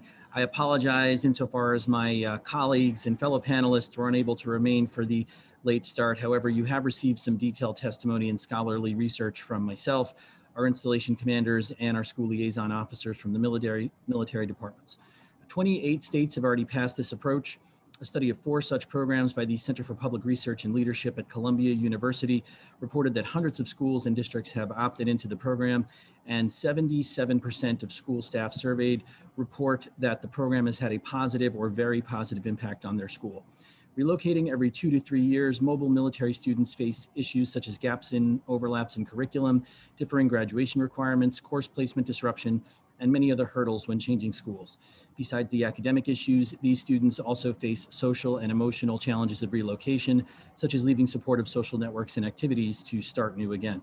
Many neighborhood schools servicing the 9 major installations in Maryland would qualify for this designation on day 1, while other schools around the state where active duty families reside a bit further out or with high populations of reserve and guard component families will gain a better understanding of how to facilitate the unique educational requirements of military connected students as they aspire to gain this designation. With the unprecedented challenges facing our educators, school administrators, and military children in this day and age, the policies in this bill are more relevant and important than ever. And we thank Senator Jackson for sponsoring this important initiative to provide a smooth educational transition for our military children. I stand ready to answer whatever questions you may have, and I'm happy to answer questions on behalf of my other panelists who were unable to join us. Thank you. Okay, so Mr. Franklin and Michelle Boone are no longer with us on this. My apologies, Chairman, but they were not able to. That's fine. That's fine. Let's take some more proponents. Pete Lupiba, and then we'll have Melissa Fresqueri. Are you with us? Not hearing either of you two. We will. I'm here. She's there. Ms. Fresqueri, then. Yes. Good afternoon, Mr. Chairman and members of the committee. My name is Melissa Fresqueri. I'm a Hartford County resident, military spouse, and proud mother of 2 military kids. For the last 10 years, my children have attended several schools throughout our nation, which includes DODEA and public schools. We've experienced 4 deployments and endless citywide. Being away from our families makes us rely more on our community, which includes having the support of our children's schools. In 2017, my husband deployed while stationed in APG. At the time, our daughter was in 4th grade and our son was in kindergarten. Without a doubt, this was the hardest deployment we've experienced as a family. Our kids were old enough to feel the emptiness and pain of this process, which caused them to have changes in their behavior. Our daughter would cry almost every day whenever she thought of her dad in school. Our son became angry. He was defiant at home because daddy left. I reached out to the teachers and principals. They accommodated Zoom meetings for special events and occasional lunch dates with their dad in order to provide a sense of normalcy. In our case, we got lucky because this school already had a nurturing environment and our daughter's teacher and assistant principal were also military children. Ideally, schools would have an understanding of our children's needs, have trained personnel to guide them when needed, and create spaces for the military families to interact and bond. The support should extend beyond the gates, especially when the military installation does not have a DODEA school, which means our children interact on a regular basis with classmates, friends, and faculty that might be unaware of the unique situation. Purple Star schools will provide educational and social emotional support to our children when transitioning into their new community. It facilitates materials for professional development and guide each school to better understand our children. The Purple Star school designation would be the distinction Maryland schools need in order for our military families to feel reassured and to facilitate a sense of normalcy for our children. Thank you.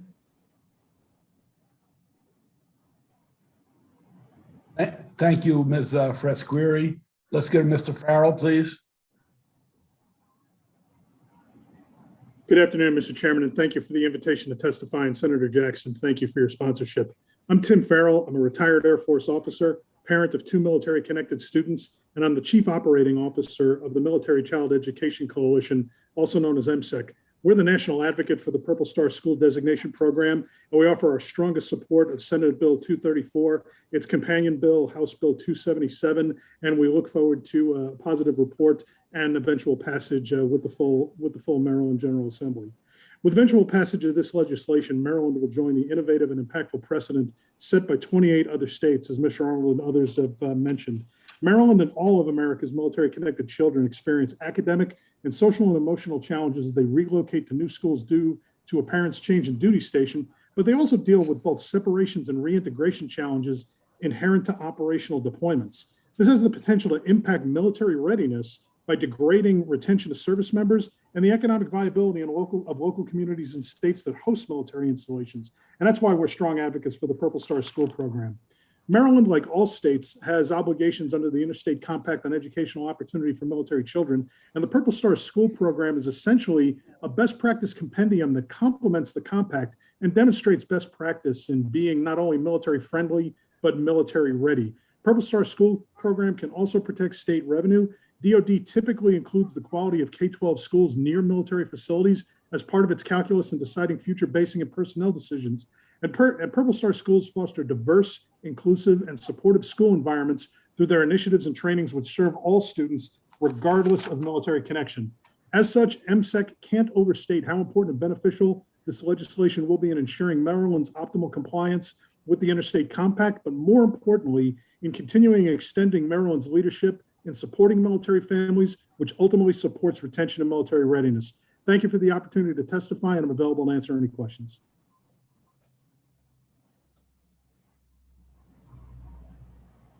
Questions for any of the advocates?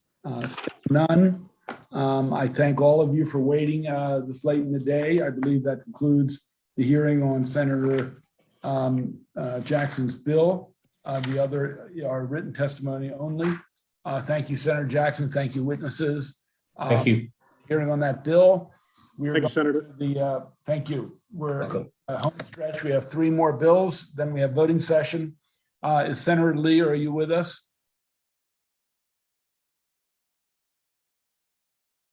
Is Senator Lee with us? I don't see Senator Lee. Okay. Is Senator McCray with us?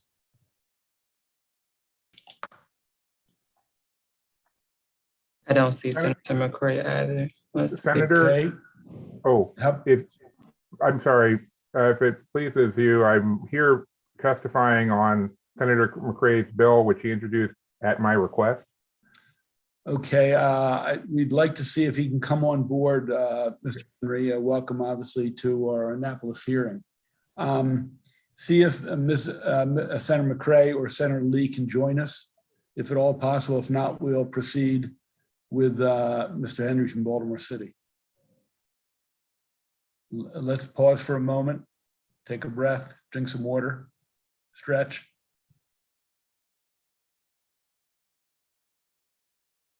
Senator Lee is coming right now.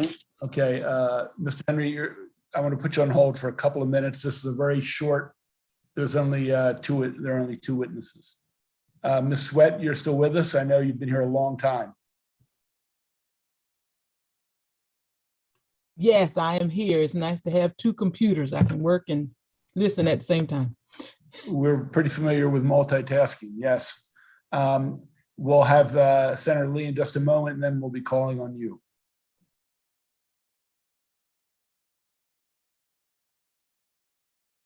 Okay, this is Senator Lee, 325, Protections, Digital Tools, and Student Data Privacy Council.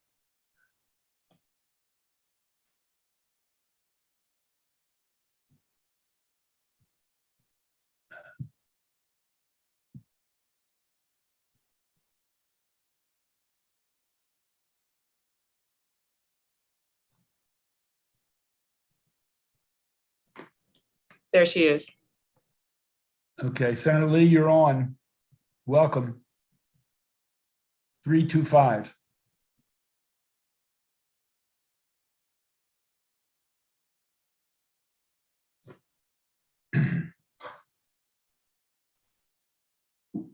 You're on. Welcome, Senator Lee. Oh, hi. Sorry, I was JPR hearing. Excuse me, Mr. Chairman. I apologize. As you know, JPR always is involved in very controversial bills.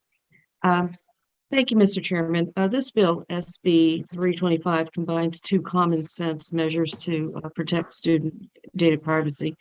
The House Crossfile, as you recall, passed their chamber with this exact language last session, which reflects the recommendations from the Student Data Privacy Council, as well as creating a digital tool transparency measure, which was endorsed separately by the Maryland Joint Committee on Cybersecurity, Information Technology, and Biotechnology during the 2020 interim. Of course, the extension of the council's sunset is a little bit moot now, so I'm not pushing for the extension of the council, and you're free to amend it out if you wish to do so. I can provide an amendment, of course, if that is your will of the committee. It's now in the bill, but just let me explain for a second why I believe it's important, even though far from a silver bullet, to protect the privacy of children. This bill, SB 325, is a result of the exhaustive process with the Maryland State Department of Education, local school boards of education, superintendents of the local school system, IT specialists, and parents to update definitions within the State Data Privacy Act of 2015. If you recall, that was We looked around the country at the best practices and we learned more about the topic and relevant federal legislation and our state history in this space. There were countless meetings that started before COVID, and we've extended this through the interim. Because of the limited scope of the council, its recommendations were limited to the scope of the Student Data Privacy Act. The definition updates are for key terminology that are works of consensus and common sense. Included, but part of a different discussion, the digital tool measure is an attempt to empower parents without disempowering the local school system's use of educational tools to benefit our children during this exceptionally difficult period for our educators. The digital tool provision was inspired by the publication of accepted digital tools that Howard County Public Schools that does very well. A link is available for your information, so you can regard and look at that later. Again, this additional provision was not a direct recommendation from the Student Data Privacy Council, but it was recommended by our joint cybersecurity committee last year as a standalone provision. It was added because of the lack of parent involvement of the process was a common theme of the discussions during our council meetings.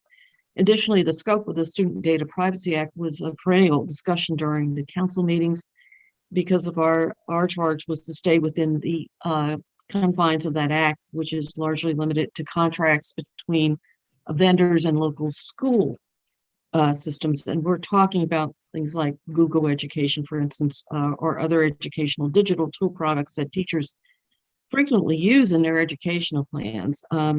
Senator Hester's bill to teach children about the harms of using and exposing too much of these technologies is a great companion bill to this effort, as the bill would only extend to the limits of the contracts between the local school systems and those vendors.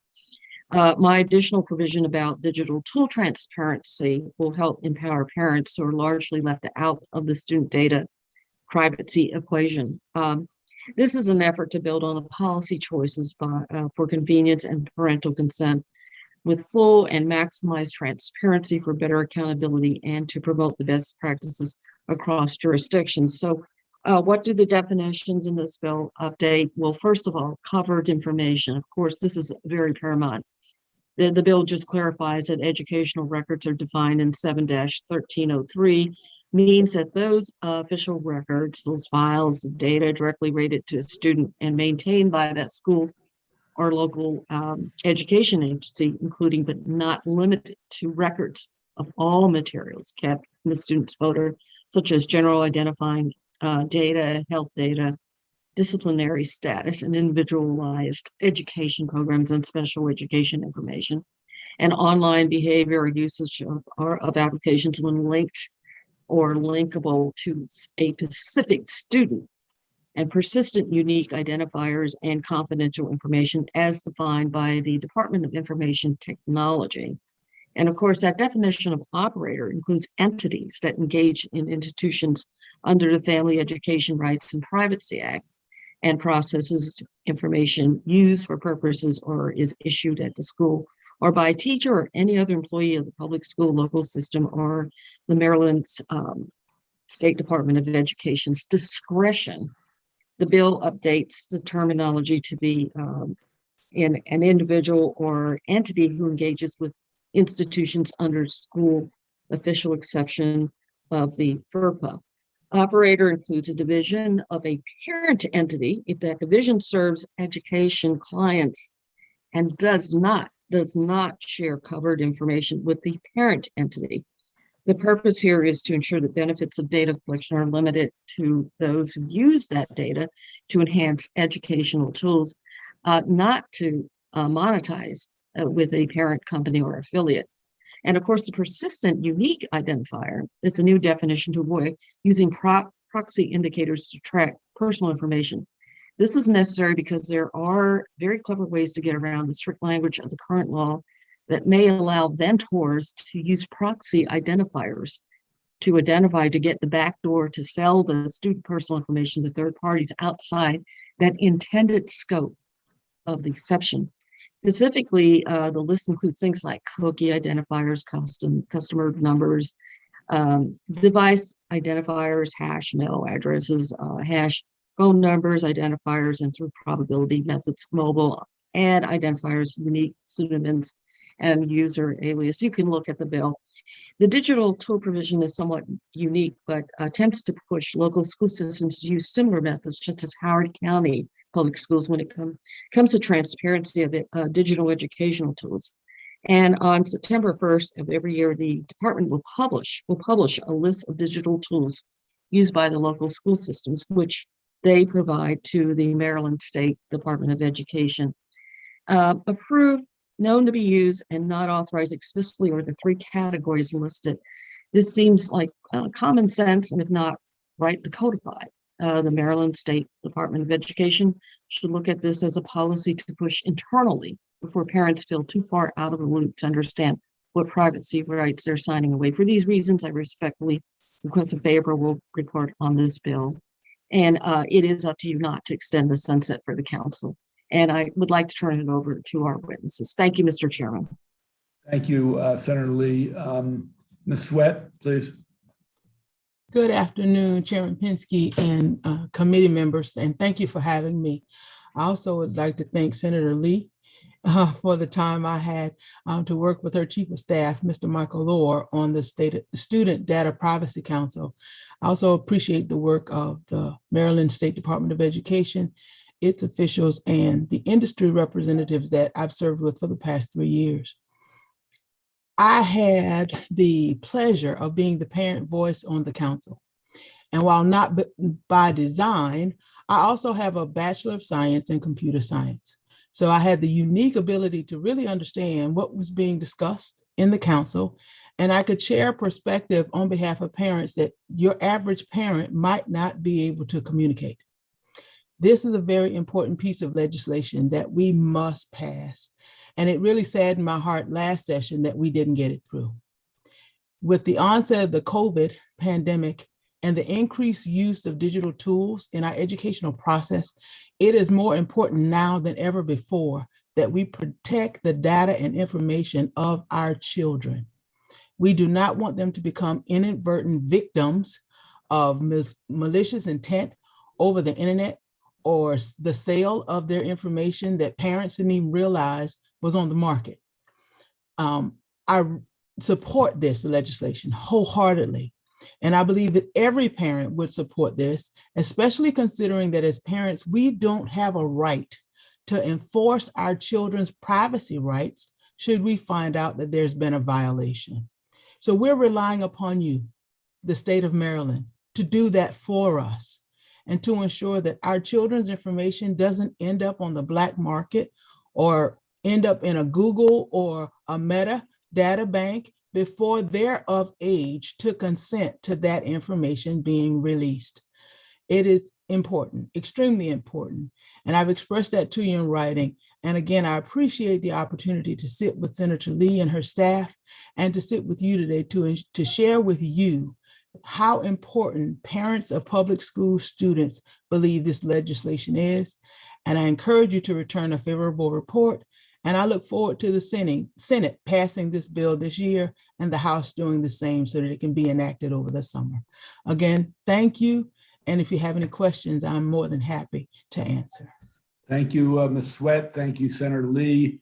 That concludes the hearing on this piece of legislation. Thank you for patience and joining us. Thank you. Okay, we're going to move to, I see Senator Eckert. Is Senator McCray with us or not? I don't see him. I spoke with someone in his office and they said he would be here, but I do not see him yet.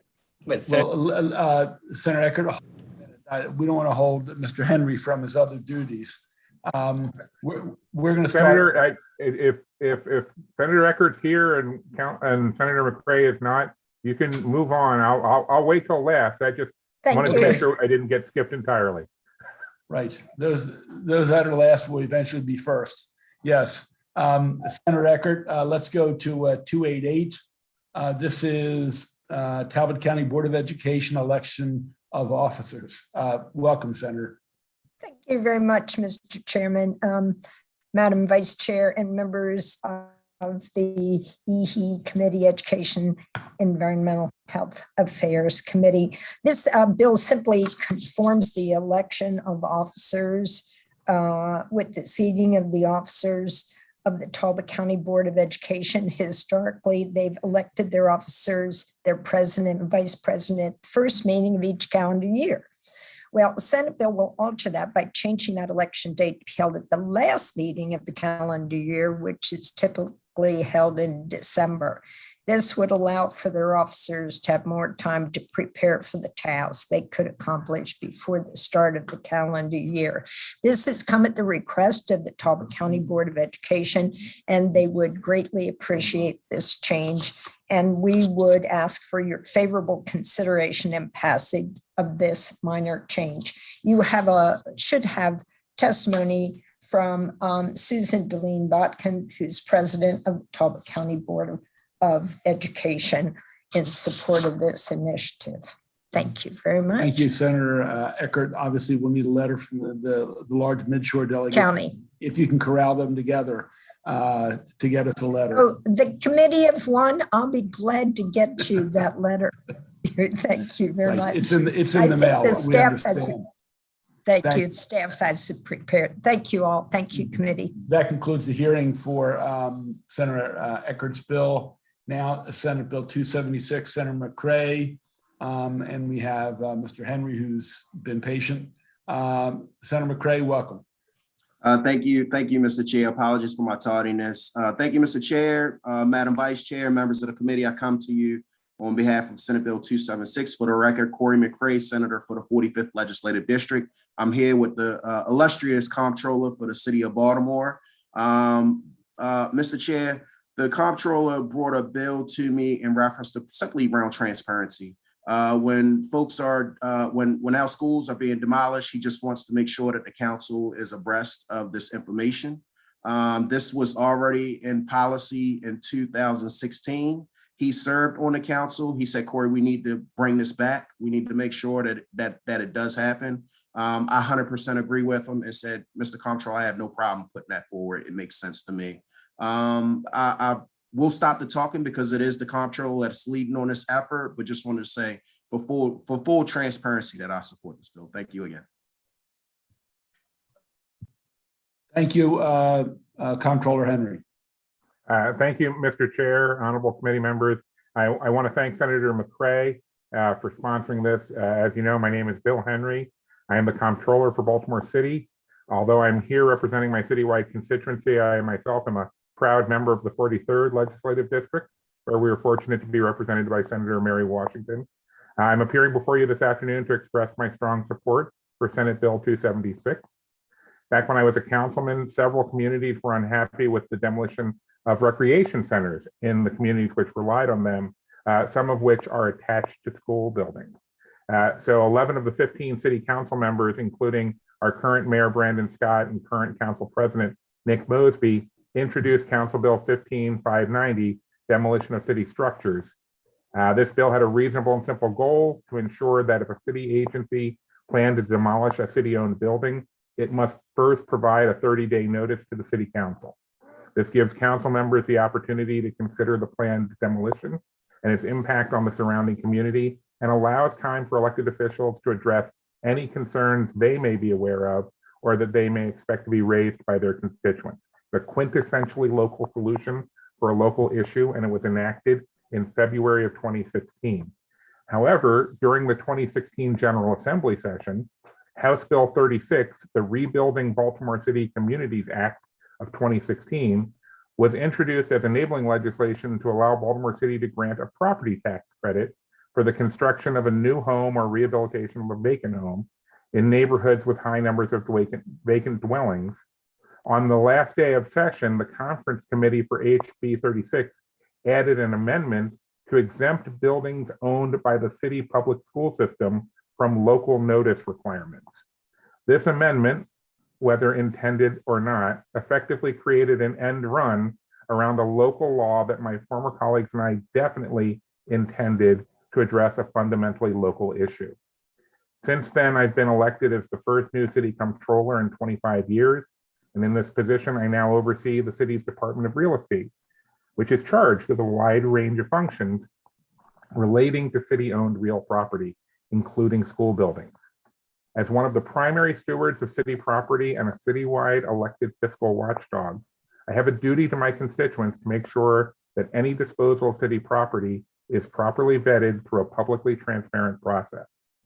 In this age of near instantaneous electronic communication, it should not be too difficult for the city's public school system to give 30 days notice to the city council of a planned demolition, nor should it be difficult for you and your colleagues to amend state law so that this local ordinance can again operate as intended. As such, I respectfully request that the committee give SB 276 a favorable report. Thank you, and I'm available for questions. Thank both of you for your testimony and your patience.